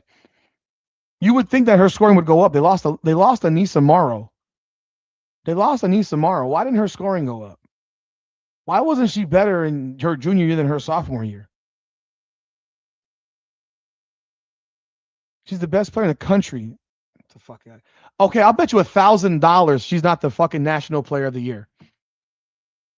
I'll bet you $1,000 right here in this podcast she's not the national player of the year next year. You just said she's the best. Let's screenshot this one. She's the best player in the country. Screenshot. I grabbed this thing right here. Rise and Rijan Sandifer, 55-13. I got that screenshot. I bet you $1,000 right now she is not the national player of the year in college basketball, because that would be an actual factual data point that determines who the best player in the country is. Okay? So when you make sure that you come back next year, $1,000 right now, take the bet. I just put my money where my mouth is. You just opened your mouth, homie. You just said she's the best player in the country. That means she needs to be national player of the year. She will not be. She will not be. Put your money on it. Put your money on it, homie. She won't be the fucking SEC player of the year. Ah, there we go. There's the excuse. Okay, there we got the excuse making. There's the excuse making. There's the excuse. You're sharing the wealth. Oh, stop the cap. You're sharing the wealth. Oh, stop it. Oh, my God. Lord have mercy. We're going way off the cuff now. Now you're really – you just got called out. I just offered you $1,000 bet. You called her the best player in the country, national player of the year. If you don't win it, you'll make $1,000. Other than that, shut the fuck up. We just made the bet. You just said up here, put my money where my mouth is. I just did it. I put my money where my mouth is. $1,000. National Player of the Year, because you just called her the best player in the country. You just called her the best player in the country. Please. You don't even believe the shit you're fucking selling, bro. You don't even believe that shit. Please. She won't even be a candidate for the best player in the country. I mean, come on. Oh my God. She won't even be the she won't even be a candidate. She's not in a conversation. No, the national player of the year is gonna be Hannah Hidalgo. It'll be Hannah Hidalgo. It'll be, or maybe Juju Watkins again if she comes back strong, or it'll be Michaela Blake. Michaela always want to be in the conversation. Michaela Williams, not the best player in the country. Oh God. All right, man. I'm done on this shit. I let this guy. I just. Sarah Strong could be the national player of the year again. Didn't she just play for Connecticut while teaming up with AZ Fudd? Wasn't she on the same team with AZ Fudd? Share the wealth. Oh my God. This is laughable shit now. This is laughable shit. Yo, folks, if you haven't done so yet, hit the like button, subscribe to the channel. Appreciate y'all, man. But man, I just got to laugh on my day. Man, gonna sit here and tell me she's the best player in the country.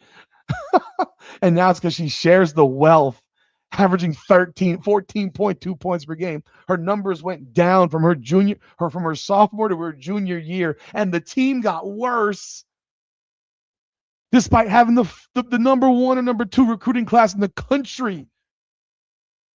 Bro, you make sure you come back, because I screenshot that shit.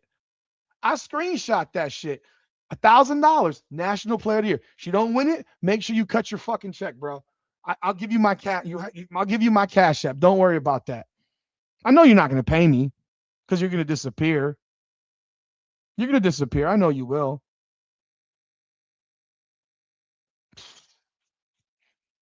Please. I know you ain't going to pay nobody. This dude going to come on here and say Michaela Williams is the best player in the country. Have your money, man. Get the fuck. What is your name? Put your name. Put your name. Make sure, actually, the info at Come On Now Podcast. My email, info@comeonnowpodcast.com. Email me your name, your phone number, your address. You can know where to find me. I'm not hard to find. Name, phone number, address. Email me. I know you won't. You're going to disappear because you know that you're out of your mind. You know there's no chance in hell that you know in damn well there's no chance in hell she's the National Player of the Year. She won't win SEC Player of the Year. Only reason she was even named first team all SEC this year is because they have 10 players on the first team. Come on, man. Stop it. Anyhow, let's get back to what was the conversation in this video before it got hijacked by this lunatic. So let's see here. The reality is the rotations are not rec league, and this guy has to get off the rec league crap. I mean, that's really what it comes down to. Pick a rotation and stick to it. Stick to the rotation and stand on your decision. Because right now he's playing a game of rec league basketball, trying to hope and pray that something's going to work and all that nonsense. Hoping that something's going to work and all that nonsense. And right now it ain't working because he has got no consistency here. There's no backup point guard, as we all know. Because when your backup point guard only plays 3 or 4 minutes, well, you don't have a backup point guard. And your starting point guard's terrible. And now, what was the third thing? Defensively, their defense is terrible. There's got to be something with the defense. And that starts with bringing Lauren Betts into this game. Because Lauren Betts is a rim protector. You need to put out people that can play some fucking defense. And right now, Georgia Amore is a big problem defensively. She's a massive liability, which means you should probably play Rory Harmon more at point guard. I'm moving back to that. If you give me my option, my top 3 point guards are Rory Harmon, Lucy Olson, and then Amore. Amore's number 3. Amore's the 3rd point guard in this team. And I don't even care if you start Lucy Olsen. I don't care if you start Rory Harmon. But those are the two players that should play the most at point guard. Sonia Citron's a very good defensive player. Kiki Irifin's a good defensive player. Cody McMahon is a good defensive player. Michaela Onyenwere is a good defensive player. Lauren Betts is a great defensive player. Lauren Betts, National Defensive Player of the Year 2 years ago. Like, there is no reason on earth that this team should be so bad on defense. Like, they're horrible on defense. They're horrid. They've been absolutely skunked. Even the game that they won against the freaking Fever, they gave them 102 points. Defensively, they're terrible. What are you talking about? I haven't read the rest of your chat messages. I don't know where your chat copy and paste it, bro. I don't know where your chat message are. I can't read everyone's. There's 50 messages coming at the same time, man. 23 is 680. Repost your message. There's 50 messages coming. I can't read them all, bro. The chat's really for people in the chat, not for me to read it. I'm trying to do a show, honestly. Like, I let the chat interfere with my concentration way too much at times. So off the rip, you have Citron, who's a good defensive player. You have Betts, who's a great defensive player. You got Irvin, who's a good defensive player. You got Monyewer, who's a good defensive player. McMahon's a good defensive player. Harmon's an excellent defensive player. You got people who play defense, and your defense is getting absolutely crushed. You're getting crushed defensively. There's no excuses for how they look on defense. They're giving up layup drills. Seattle was getting layup drills in this game. And that's not a scoring team. That's not a scoring team. Ain't more fouls out of this game. I mean, they're not scoring. They don't. The Washington Mystics in their freaking 5 games have given up 92, 97, 102, and 98. And the one game where they played any kind of defense was the Toronto Temple in the opener where they gave up 65. But outside of that, they're giving up 98, 94, 98, 104, 92, and 97 points. They're getting absolutely dragged across the ground, bro. They're horrible defensively. And if they're that bad on defense, well, guess what? They should probably play zone. They should probably play a zone. They should probably play a zone. In their last 4 games, they're giving up an average of 97.25 points per game. That's outrageous. That's atrocious. That's so bad. If you include all their games divided by 5, they're giving up 91 points per game. They suck on defense. They suck defensively. Their scheme is whacked. I don't know what it is, but again, this goes back to you're playing a fucking Amor is easily destroyed. Amor is destroyable. Like there's nothing else to that, but she gets destroyed. And that's a problem. That is a problem. That's a major problem. Like we got to be honest about it. Defensively, I don't know what their scheme is on defense. They're favored on Wednesday. God almighty. You serious? They're favored on Wednesday? How can they be favored in that game? They're a 2.5 point favorite. Oh my God. They're a 2.5 point favorite in a game against a team that just beat the shit out of them. I guess the odds makers are like, well, it's not possible for them to get their ass kicked again. Usually when you have these back-to-backs against the same team, they split because the second time the other team is like upset or whatever, and they play harder. But I don't know how much is this about effort and it was more about execution and all that stuff and game plan and rotation. I'm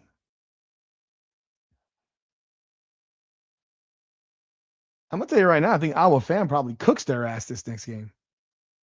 Iowa Fam is probably eat them. Iowa Fam looked good in that first game. 20 minutes, Malanga's still out. Malanga's still out with a concussion. As of right now, she's still out with a concussion. If Malanga can play, now you have a size thing as well. Now their size got bigger. Ah man, that's crazy. That is absolutely nuts. That's nuts to me. That's nuts to me. That is nuts. Wow. I'm a little surprised. I mean, 2.5 point favorite for a team that just got their asses kicked and they're on the road still. Like that's wild. But defensively, they're horrible, and they don't stop anybody. They don't stop anybody, and they turn the ball over way too much. And even last game was a game where they didn't turn the ball over that much, but they turn the ball over too much, generally speaking. They give up a lot of fast break points, and their the point of attack is terrible. I mean, Natisha Heidemann, it's a matter of if Natisha Heidemann hits shots or misses. And the more you look back at the fact that I know why the Mystics beat the Fever. The Fever can't guard anybody either. The Fever's defense is horrible.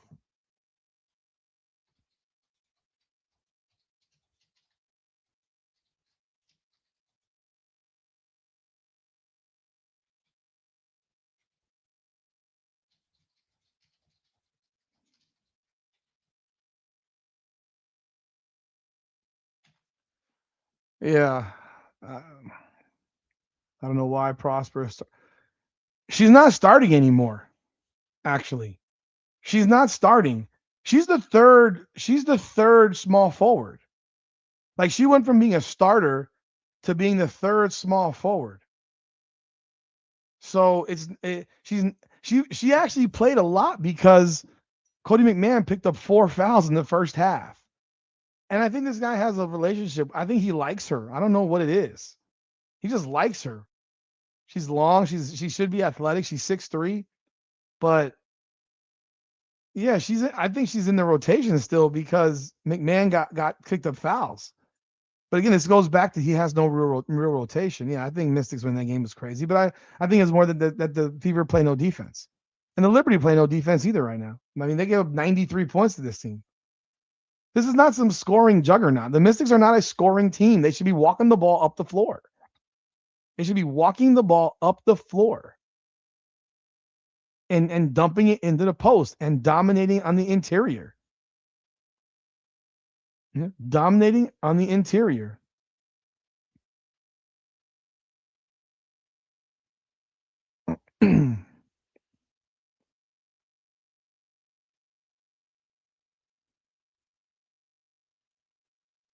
That's wild. That is wild. Lucy should run the offense. I mean, they're the best team you've watched. I mean, the Fever just beat them.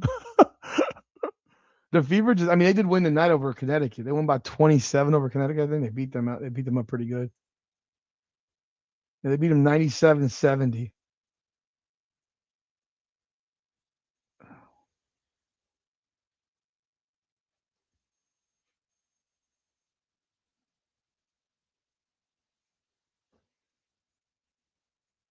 Let me ask y'all a question since we're on this topic real fast. Tell me who the best player is for each team in the WNBA. Tell me who the best player is for the Sparks. Leave it in the comments. Some of them will be easy, others will be harder. Who is the best player in the on the Sparks? I think that might be one of the easier ones. I think the Valkyries are real good. I think the Valkyries honestly were tired in the second half against Indiana. I think the Valkyries are very balanced. Who's the best player for the Sparks? So Plum. I think everyone would agree Kelsey Plum's the best player for the Sparks. Who's the best player for Seattle? You think Hamby's better than Plum? Really? You think Hamby's better than Plum? Wow. I don't. I think they're close, but I don't think Hamby's better than Plum. All right. All right. So Hamby or Plum? Plum will kill you when she's off. Yes, I would agree. So, okay, so let's start back up. The Sparks. There's differing opinions. Okay? There's differing opinions. So you got differing opinions on Plum or Hamby right now. I think Plum, and I think it's pretty clear, but let's say there's differing opinions. Seattle, Malonga.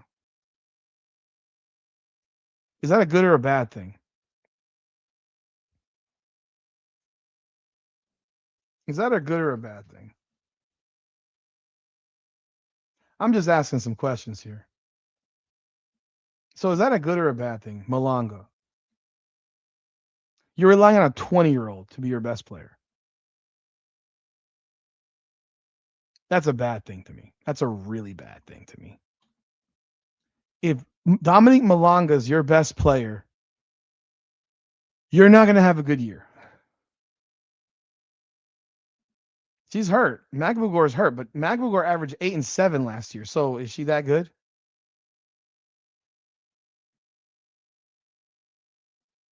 There's a point. There's a point to all this, by the way. Don't worry, we'll get to it.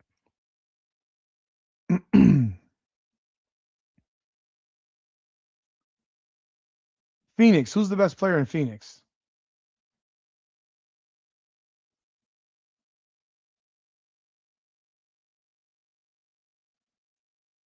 Best player in Phoenix. I think we would all agree that the best player in Phoenix is.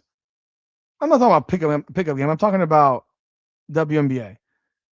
I think we would all agree that the best player is Alyssa Thomas in Phoenix. In Dallas, who's the best player? I think we would all agree Paige Beckers is the best player in Dallas, right? Chicago, who's the best player? Who's the best player in Chicago?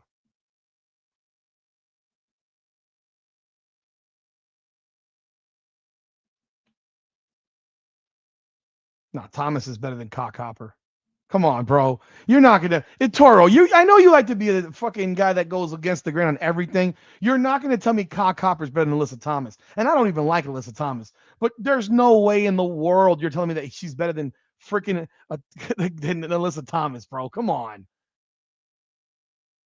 So Diggins, the Cardoso, Jackson before ACL. Okay, so we've got now 3 different players named as the best player on that team. Diggins, Rakea Jackson, and Cardoso.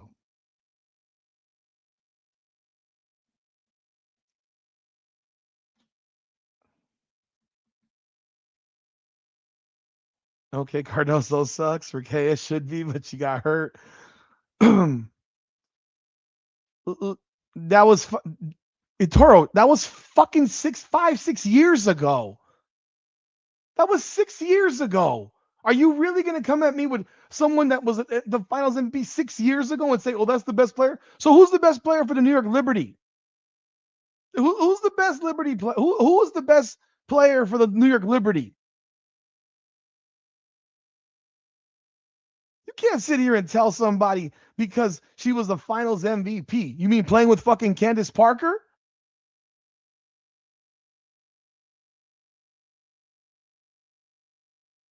So the best player is Stewie for the New York Liberty, right? Jonquel Jones was a league MVP also. I mean, that's the logic we're sitting here. That's Natasha Cloud for the Sky. That's the logic we're going with right here, saying because she was an MVP of a team of a finals how many years ago?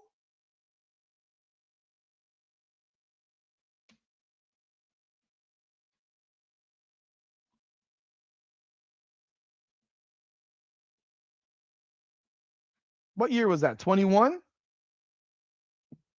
21. Aaliyah, I'm gonna verify what year it was exactly. No, you pick one. There's no and or with fucking Kalia Copper or Thomas. Thomas is by far better than her. By far. Alyssa Thomas is one of the 5 best players in the WNBA. So 2021, that team was a 500 team. Did you know that? Did you know Chicago was 16 and 16 that year when they won the championship?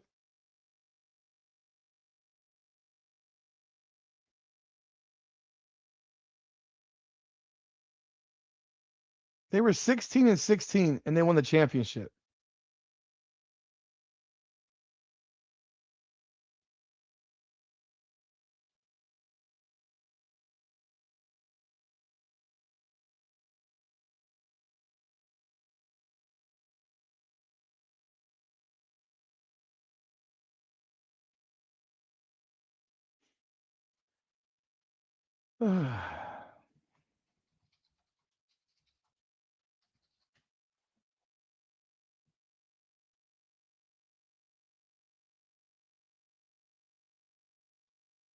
Anyhow, okay.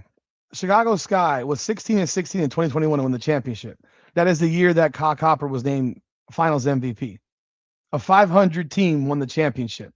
Why did that happen? Because Candace Parker missed like I don't know 9 games, and realistically was probably they're still their best player on that team. And she got healthy for the she was healthy for the playoffs.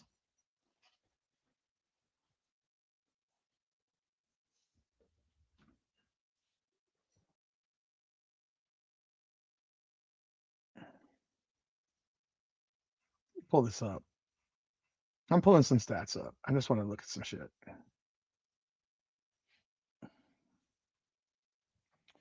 Candace Parker missed from July 10th to August 15th.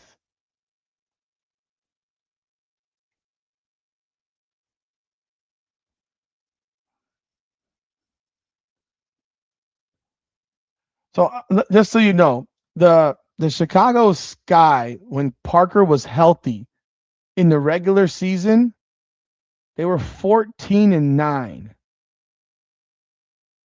When she wasn't healthy, they were 2-7.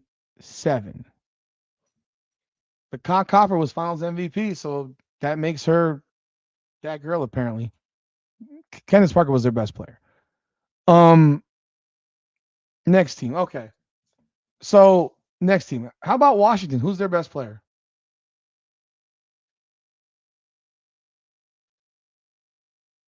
Who's their best player?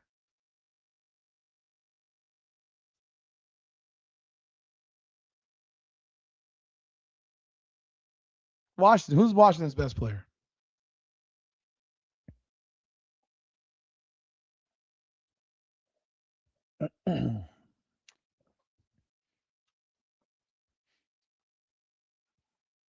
Wow, we're on a Washington thing. We can't even freaking come up with who the best players for Washington. This is Washington Mystics Unfiltered, and we don't have a best player. So we got Citrone, Betts, and Austin. You think Austin's the best? Come on. Man, I think you do this to bother me at certain points. You think Shakira Austin's the best player at Toro? God dog, bro. Oh my word. You are more frustrated than my son. God dang. You think Austin's the best player on this team? Jesus Lord. You can't. Kiki's better than Shakira Austin. Kiki's better. She's got better numbers. She's a better player. She's a better. She's more efficient. She's she averages more points, more rebounds, shoots at a higher percentage. Is a better defensive player. I mean, what are we talking about? Like, come on. So if again, the whole point of this is that we got four different opinions. Okay. Connecticut, who's their best player? I couldn't tell you who's on their team. Who's the best player for the Connecticut Sun?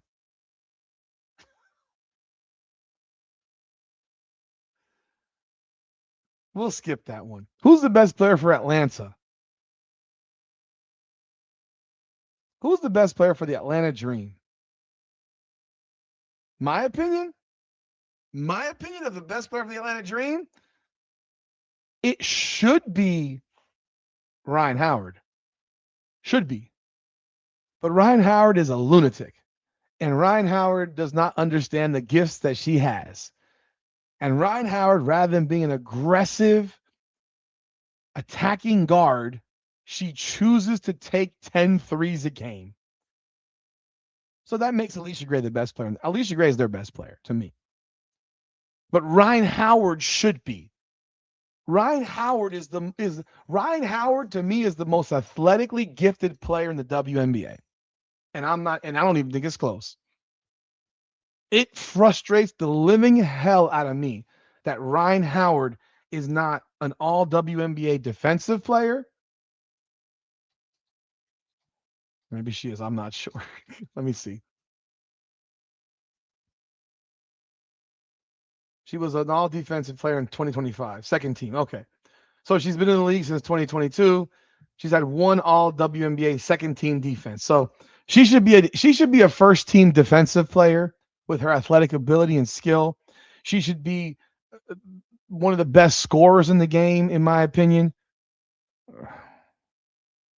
Morrow. Okay. Morrow is the best player for Connecticut. Okay. Eh, Ryan Howard should be the best player on that team. But Ryan Howard plays some of the dumbest basketball on earth, in my opinion. She plays some of the dumbest basketball. I think she's a dumb player. I think she's a dumbass player. And but because she plays that way, I would say Alicia Gray.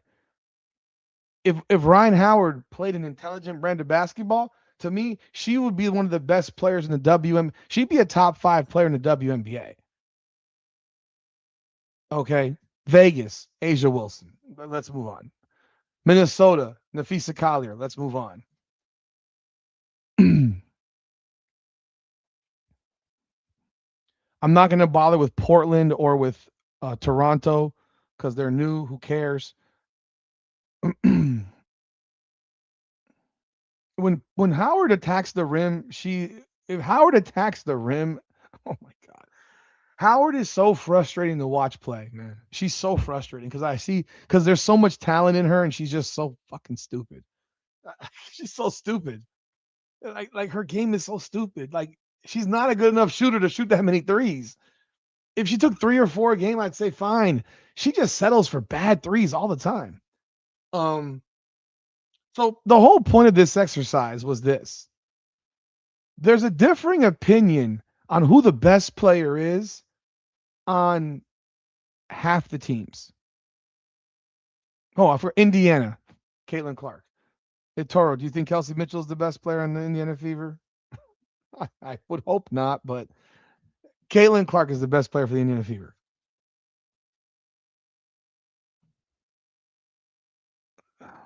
But at the end of the day, half these teams in the league, you couldn't tell me who the best player is. Heck, Marina Mabrey or Brittany Sykes, who's their best player? There'd be differing opinions there. Who's the best player in fucking Portland? Who the hell knows? Who knows?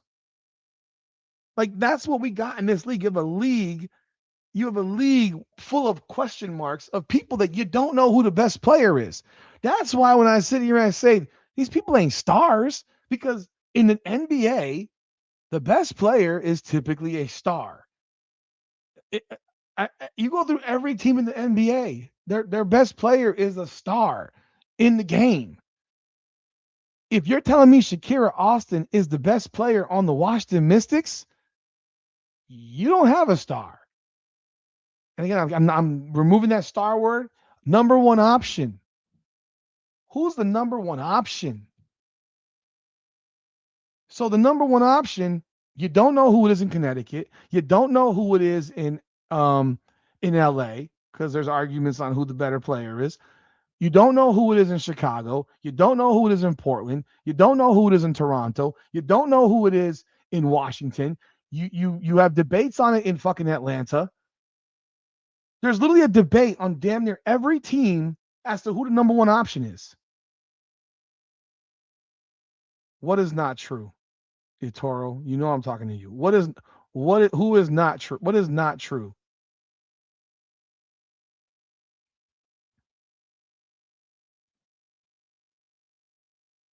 But the fact is that you have a league that you don't know who the best player is on most of this league. You don't know who the number one option is on most of these teams in this league. You don't even know who it is. You don't even know who it is. Like, what kind of league is that where you don't know who the number one option is? I'm literally watching the Mystics play. I don't know who their number one option is. You want to know why I say I don't know who their number one option is? Because I'm watching them play and I don't know who they're running their offense through. I do not know who they're running their offense through. Their defense is horrible.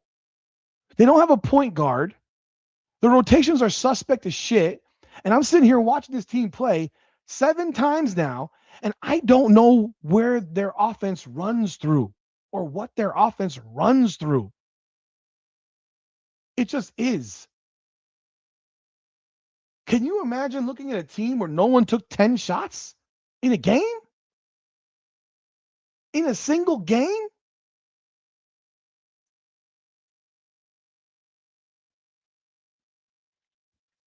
You're sitting here looking at this game, and Onyenwere starts, takes 3 shots. Iriafin takes 8 shots. Austin, 7 shots. Citrone, 6 shots. Amor, 9 shots. Dugalich, 6. Betts, 4. Harmon, 2. Olsen, 1. McMahon, 3. Prosper took 8 shots.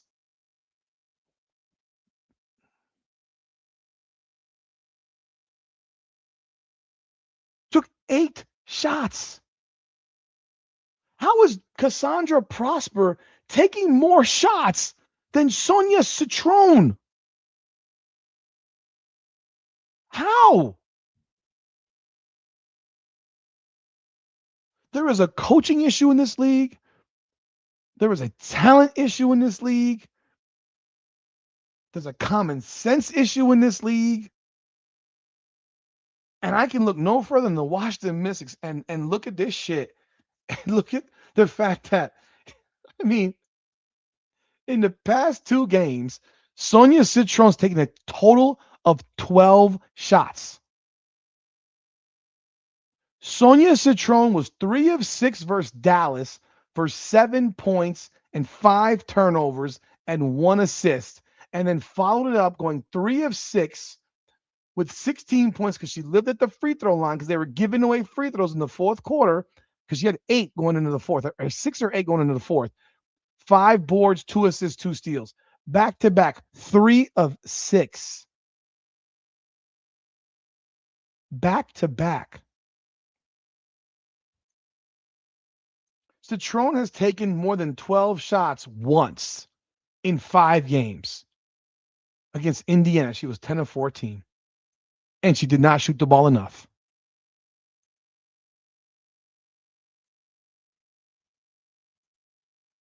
Kiki Iriff in the last 2 games has taken 14 total shots. 8 shots against Seattle, 6 against Dallas. And heck, against Toronto, she took 9 shots. She's taken 1 game where she's had 17. That was Indiana. Against New York, she took 13 shots.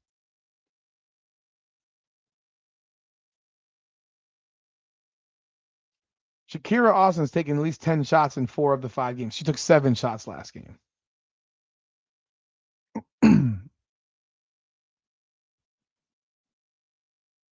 I mean, this is inept. This is inept. They haven't found the who takes the most shots.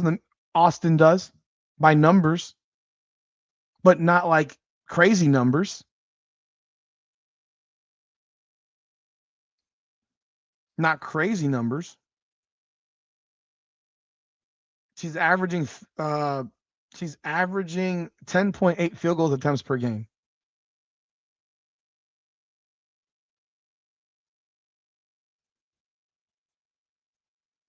Area Finn's averaging 10.6.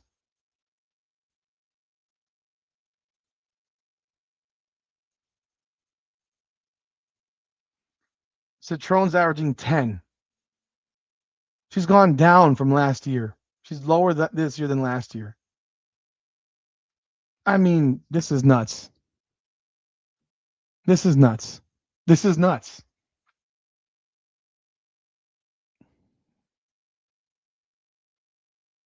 Hey, man, this is like Oprah. Everyone gets a book.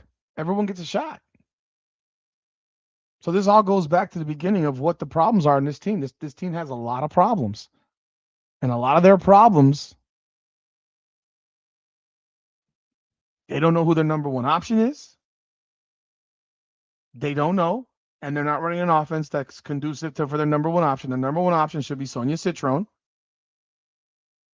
She's not because she doesn't want to be or doesn't know how to be because her mentality doesn't lead her to do that. Austin has the mentality to want to be it, but she's not good enough to be it. Iriafin is a better post player than Austin is. Like she's a better player than Austin in my opinion, and I don't even think it's close personally.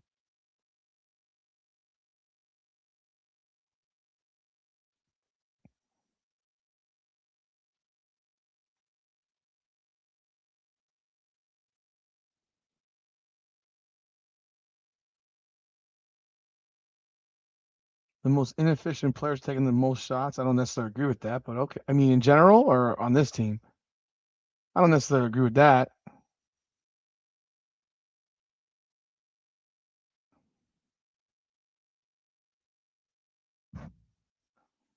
So I'm sitting here right now, and you have a team that's got loaded, got all this talent, and defensively, you're one of the worst in the league. Offensively, you're not really good. Right now, league wide, they are the fourth worst, lowest scoring team. Defensively, they are the third worst defensive team. You want to know who's worse than the Mystics defensively? The Connecticut Sun and the LA Sparks. And offensively, the only teams that are worse than them are Chicago, Seattle, and Connecticut. And they just lost to Seattle by 12 points and gave up 97 points to a team that averages 81.7 points per game. That's a fact. That's a fact. Their perimeter defense is terrible. They have no rotations. They don't know who their point guard is. Like when I say there's major problems, and there's other small problems. And some of those small problems, the major problems, like I said, are their defense stinks, their rotations suck, and they don't have a point guard. Smaller problems, you're not starting Lauren Betts. You're starting Onion Wary ahead of McMahon. Citrone does not know that she's the number one option on this team. Iriafin doesn't know that she's supposed to be the number one post option. Austin doesn't get that she's not that player. Like those are smart. And then Sydney Johnson, above all, seems to be kind of a passive bitch. Like you want to know the coach they need for this team? You want to know the coach that they need for this team? The coach they need for this team is the dude that's in Dallas. Can you imagine? Can you imagine what Jose Fernandez would be saying right now about these women after a game?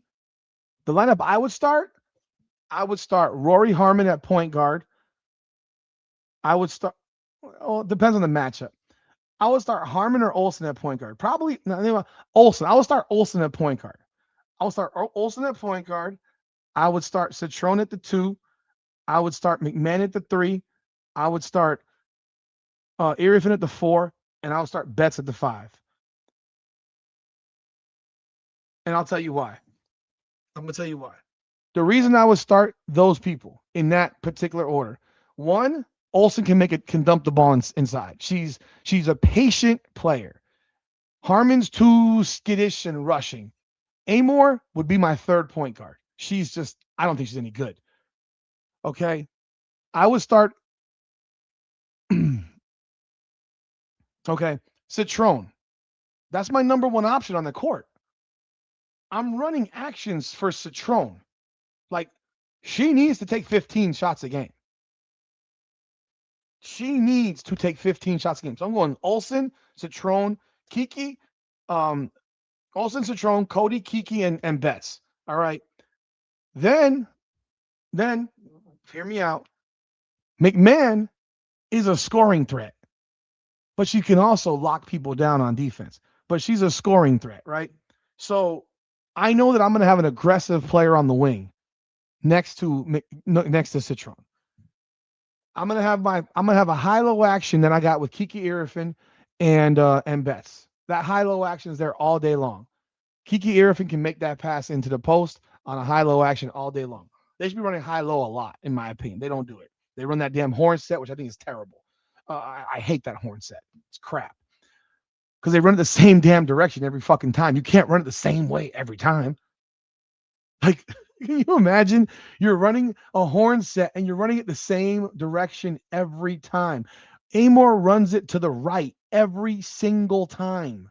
It doesn't run towards Kiki. It runs away from Kiki all the time. Okay. So that's a problem as well. So I wouldn't even run that stupid set. I hate that set. And then I'm going to have Kiki out there because I think Kiki can make the 15 footer, the 14, 15 footer. Betts can make the 14, 15 footer. Betts is people forget, Betts is a pass first player. She wants to involve her teammates more than she wants to score. Her ability to dominate a game is not from scoring. It's defensively because she's a rim protector.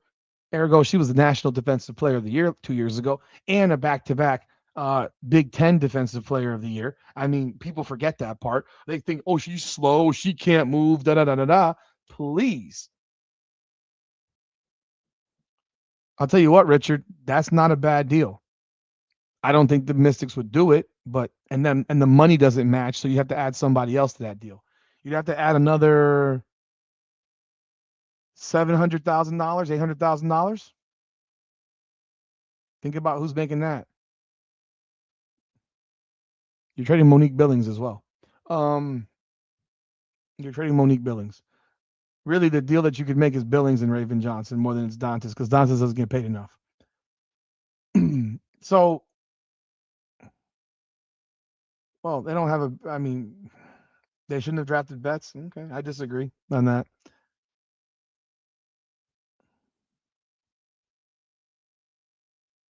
So that's why I'm running that. And on top of that, what I'm also now going to be able to do is I'm going to get Lauren Betts involved in the game. I don't know if y'all remember back in the day. Maybe you do, maybe you don't. What did the Chicago Bulls always do to start a game? What did the Chicago Bulls do with Jordan to start a game? They never started the game with Jordan. They always started the game dumping the ball into Bill Cartwright to get Bill Cartwright going early on, or Bill Wennington, or whoever was their starting center, Luke Longley, whoever was their starting center. They always got the ball in the post to those guys early on to get them in a rhythm, to get them in the game. They might not score again after the first quarter. Okay. Whether it was Bill Cartwright, the first repeat, Bill Wennington, or Luke Longley, they would not, they might not score again after the first quarter. But you know what you're doing for them? You're making them happy. You're getting them involved. And then you're getting them involved, you're making them happy, and then you're getting in the rhythm of the game. Lauren Betts should catch the ball in the post on probably the first 4 or 5 possessions. And so what you now do is you're getting her involved early on. You're allowing her to potentially dictate time. Like, think about this. I got Lauren Betts in the post catching the ball up here. What's going to happen? They're going to double team her almost every time. And she's a great passer from the post. Like, you're going to get backdoor, dunker position shit from Kiki Irfin for easy layups. You're going to get freaking wide open jump shots for Sonia Citrone. You're going to get wide open drives for freaking Cody McMahon.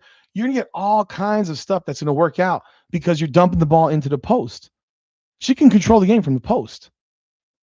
Now, what you also now have created is Shakira Austin has an I want the ball mentality. I want to score mentality. I'm going to attack mentality. Well, if you bring her off the bench, well, now what do you got? You got someone who the second she walks on that floor is going to fucking take the ball and try to score. Right now, on that bench, you don't have anyone that can do that.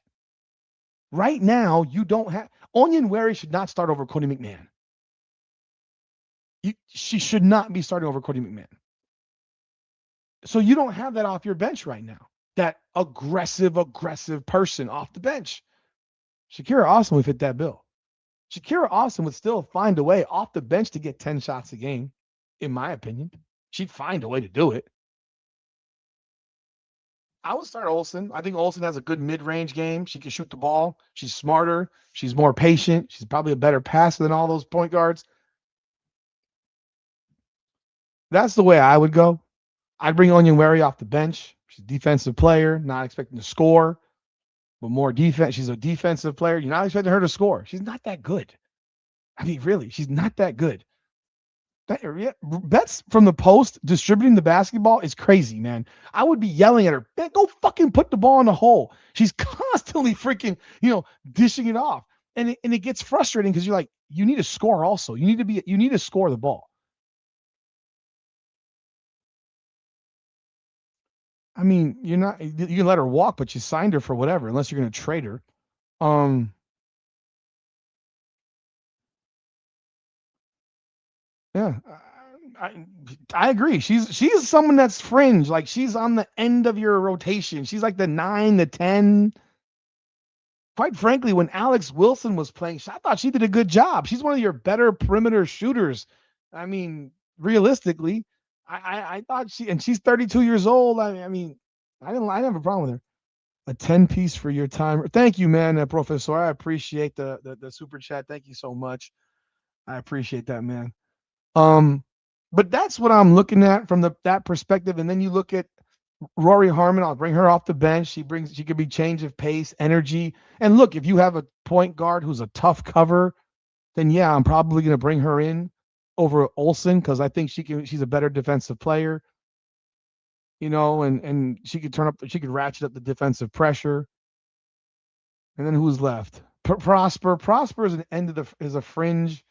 Dugalich, she'd play more because Dugalich. You could easily bring Dugalich in for Iriafin, and then you bring in Austin. See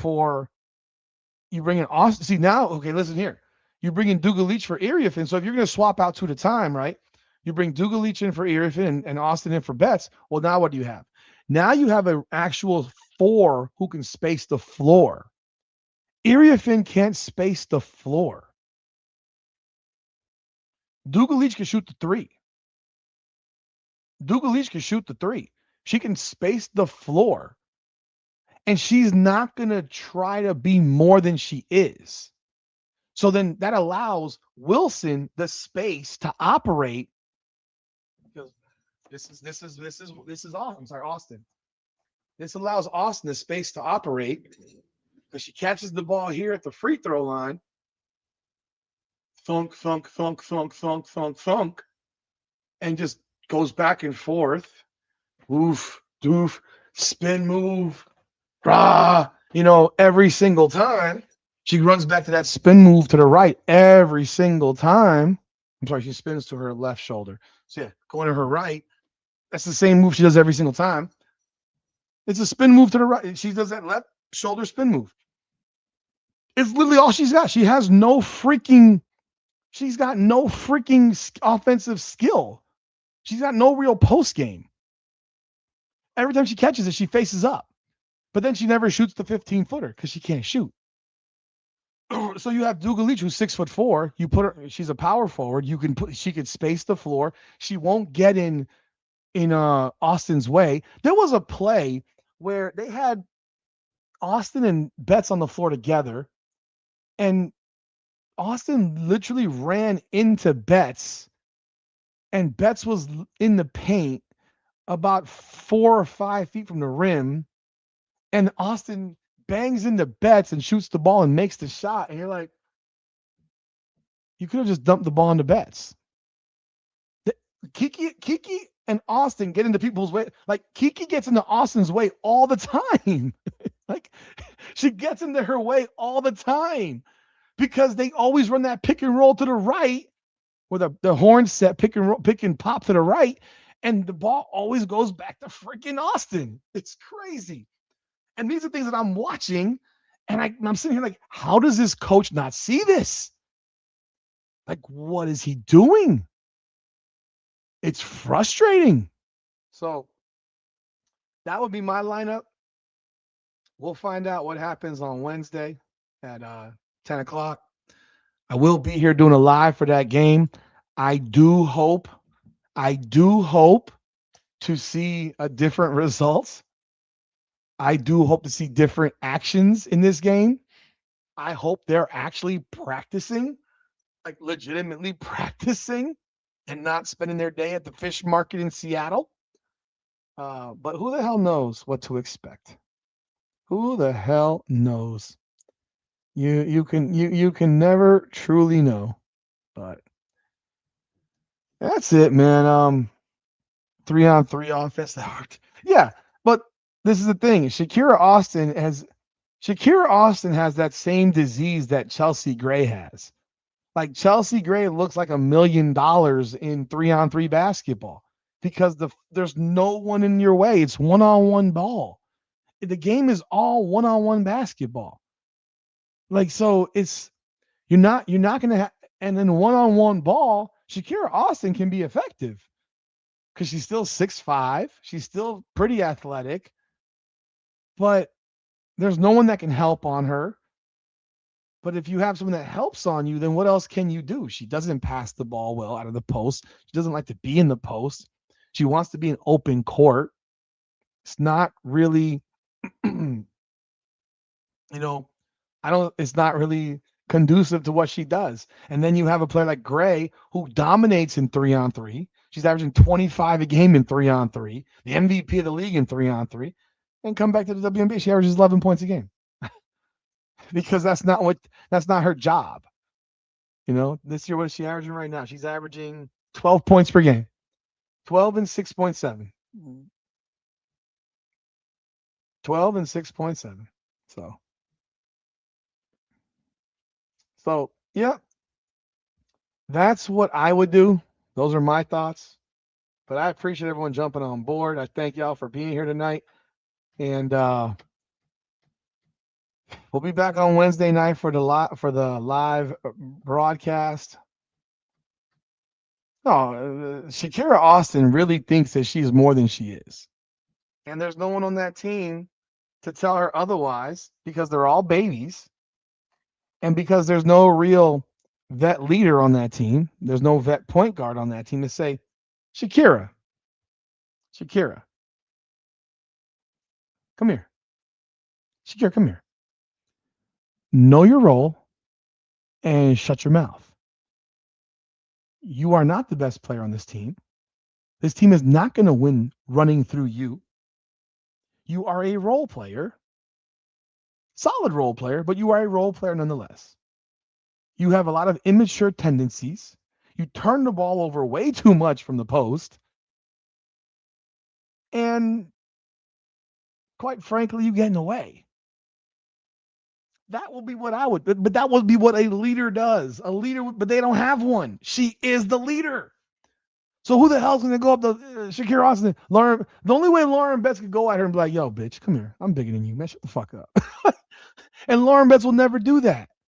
Lauren Betts will be like, bitch, get the fuck out of my way. Come on. Just move the fuck out. I mean, stop it. But Lauren Betts doesn't have that personality. Lauren Betts is like the girl that's dealt with the mental stresses and issues and, mental health stuff. And she's nice. She's so very nice. She's like over the moon nice. She doesn't have that in her. She's too nice. That's the one thing that concerns me about Lauren Betts. There's no bitch in her. There's just nice girl in her. And she's a very nice girl. There's no bitch in her. There's no like, I'm going to fuck you up. And that's the one thing that's the one area of Lauren Betts that I wonder. Does she have that killer in her? In college, yeah. They were killers as a team. But does she have that individual killer in her? But I do know that if she's in the paint and starting at center and they're running the offense through her, she'll make everybody around her better because she's a pass first player. Yeah, they're buds. I don't buy none of that crap. They're buds. They're buds. Everyone's buds until they're not. I don't think she's like Cardoso at all. At all. I don't think she's anything like Cardoso. I think she's so much more skilled than Cardoso. I think she's better on defense than Cardoso. I think she's more skilled than Cardoso. I don't think I think she's a way better player than Cardoso. And that's my opinion, but and it's taken Cardoso now, what, 4 years? 3 years now she's averaging 15 and 10. Good for her. Good for her. Leading scorer on the team. Good for her. Not bad. To me, Lauren Betts should be doing that right now. But again, you're starting Cardoso. I mean, if you go look at Lauren Betts in college, I mean,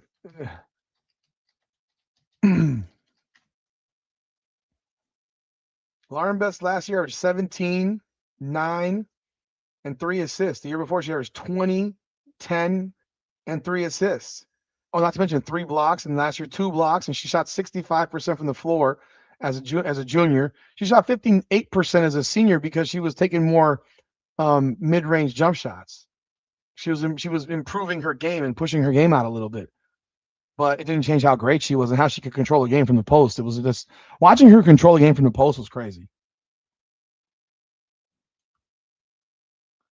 So that's what I would do. And but they're not going to do it. They're not going to do it. They're not going to do it, and they're not going to fire the coach. So we'll see how long it. I'm going to tell you right now, they got to play Seattle here, and then their schedule. What's their schedule after this? So their schedule is as follows: they got Seattle, then they got Los Angeles at home, Chicago at home. They go to Atlanta. They get Indiana at home. They get Toronto at home. Then they got New York, Connecticut, and New York and Minnesota on the road. Then home versus Minnesota. So that's 1, 2, 3, 4, 5, 6, 7, 8, 9, 10, 11 games. So they're 2-3 right now.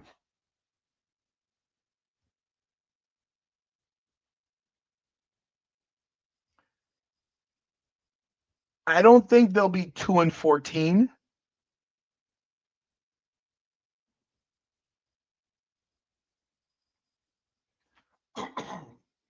I don't think they'll be 2-14 after those 11 games. But I'll start with Seattle. I think they're going to lose on Wednesday again. I think they'll lose again. I think they'll beat the Sparks. I think they'll beat Chicago. I think they'll lose at Atlanta. I think they'll lose to Indiana. I think they'll lose to Toronto. I think they'll lose to New York. I think they'll beat Connecticut. And then I think they'll win at New York. Actually, yeah. They'll lose at Minnesota and then come back at home and win at Minnesota. That's my prediction. So 0-1, 1-1, 2-1, 2-2, 2-3, 2-4, 2-5, 3-5, 4-5, 5-5, 4-6. So I'm going 5-6 over the next 11. That would make them 7-9. And I think I'm reaching. I think I'm reaching. I think 5-6 is a reach.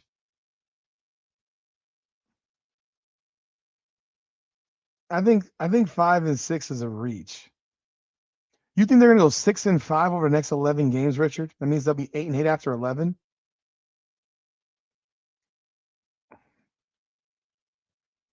The problem is I don't know what they're bringing. Like if you ask me right now, they're definitely gonna lose to Atlanta. Atlanta's gonna run them off the floor.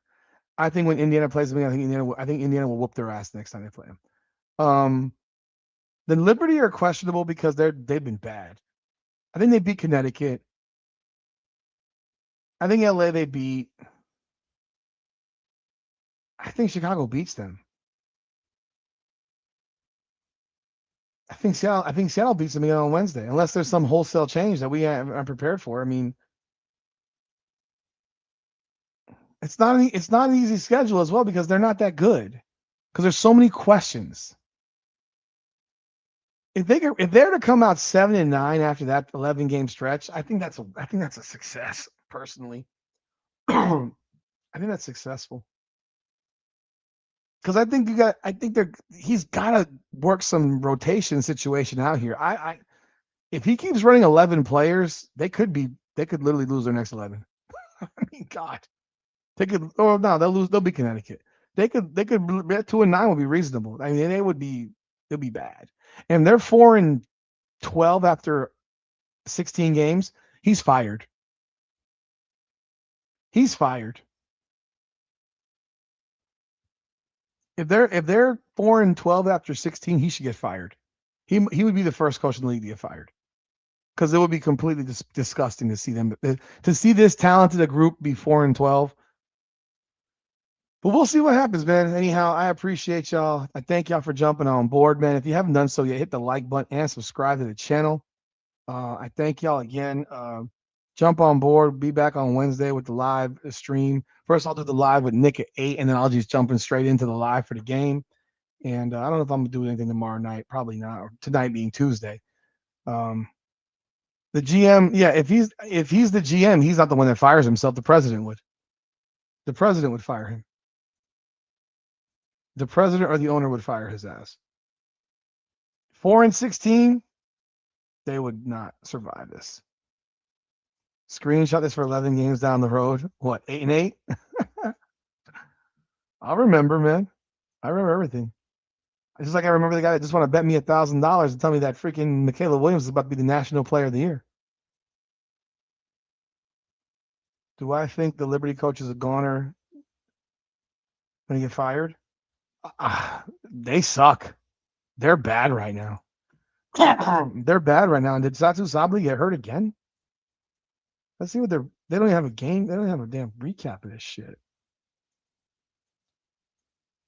They just lost to Portland.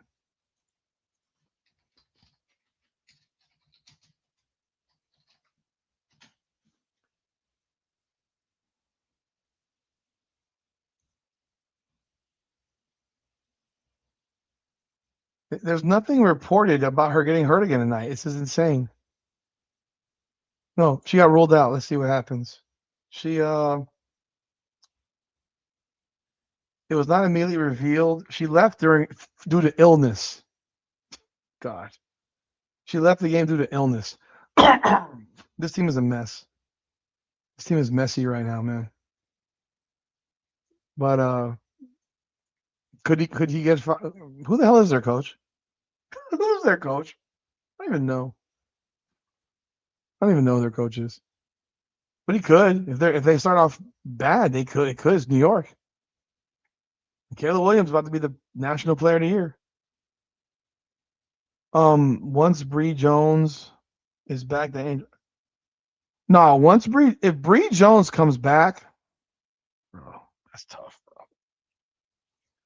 If Brianna Jones comes back,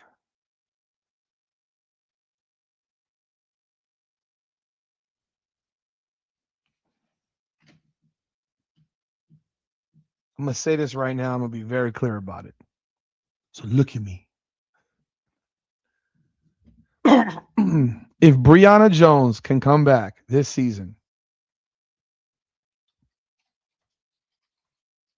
and she's supposed to come back, what's her estimated return? There's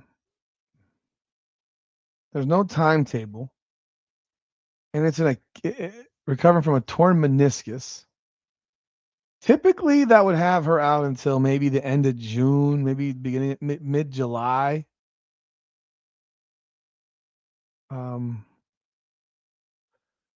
Let's say she's back mid July. If Brianna Jones can come back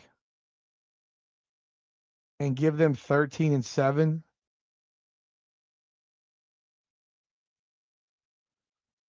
I'll tell you that, and I think she'll do more than that. I'll tell you this. What? Wednesday? Not a chance. Not a chance. He says she'll be back on Wednesday.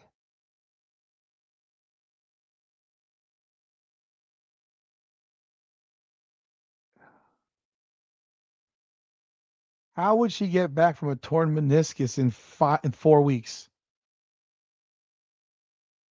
I mean, you got to hold on.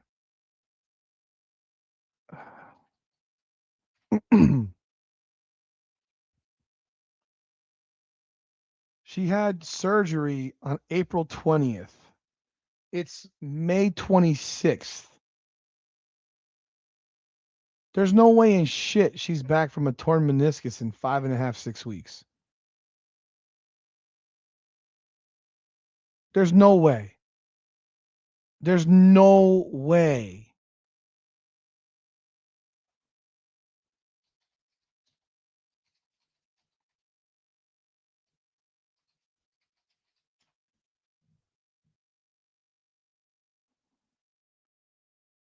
It would be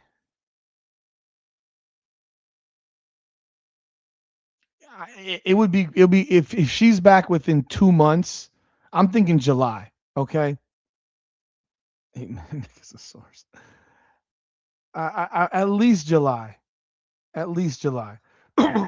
Listen, if she's back by yeah, I started this one on Broadway. I started this one at 1 o'clock in the morning. Actually, at yeah 1 o'clock in the morning.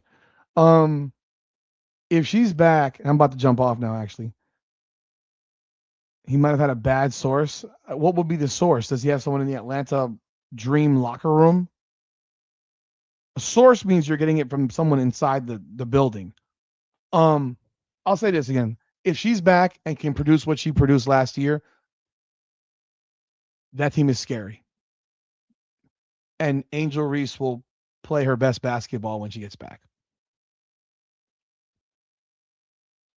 Angel Reese will play the best basketball she's ever played when Brianna Jones gets back. It's a no doubter. Right now, Angel Reese is averaging 13 and 11. Um, she's shooting 41%. She's playing center. She's not a center. She's starting at center. She's not a center. Naz Hillman is definitely not a center either. Their only center is coming off the bench. In fact, I think Atlanta is making a mistake not starting Medina Okot at center to allow Angel Reese to play the 4, which would be where she should be playing. That's a mistake in my opinion. They should be starting Okot at center and starting Reese at the 4. Um, and since they're not doing that, but when Brianna Jones gets back, Brianna Jones will be playing center, and Reese will be playing the 4. And I think you'll see the best possible version of Angel Reese at that point. Because at that point, there's a legitimate post player that people have to guard. And now you're having a lesser player guard Reese. And Reese pushes people around. Like you can't one thing you can't question about Angel Reese is her motor. Like her motor is crazy. Her ability to see her ability to see, the way the ball comes off the rim, like the geometry of basketball off of the rim and bounces and stuff like that. It's at a high level. It's probably one of the highest levels in the league. And she won't have to work. She has to just stop trying to be more than she is. Just stop trying to be more than you are. Like it's one of those know your role, man. Just your role is to not catch the ball on the wing and try to dribble drive. Stop trying to go coast to coast. Stop all that fucking nonsense. Get your ass in the dunker's spot, grab fucking rebounds, kick the ball back out, and dominate in the way you can dominate a game. And that's grabbing rebounds and kicking it back out to your teammates. And you average 12, 13 points a game, that's a bonus. I said at the beginning of the year, she'll probably average 12 points a game and she could average 15 rebounds. Her rebound numbers are lower than I expected them to be. I thought she'd be averaging more rebounds, believe it or not. And I think that when Brianna Jones gets back, that's when her numbers are going to go up on the rebounds. So, because the best defensive player in the post will have to focus on Brianna Jones and not her. But anyhow, that's all I got, man. I appreciate everyone jumping on board tonight, man. I thank y'all so very, very much. Like, subscribe, follow, subscribe to both channels, man. Washington Mystics Unfiltered. Come on now, the podcast. I appreciate everyone jumped on board tonight. If you haven't done so yet, again, hit that like button, man. And thank y'all again. Share all this content. Let people know we're here, man. I appreciate y'all. God bless. Good night. This is Washington Mystics Unfiltered. Powered by Come On Now, the podcast. Come on now.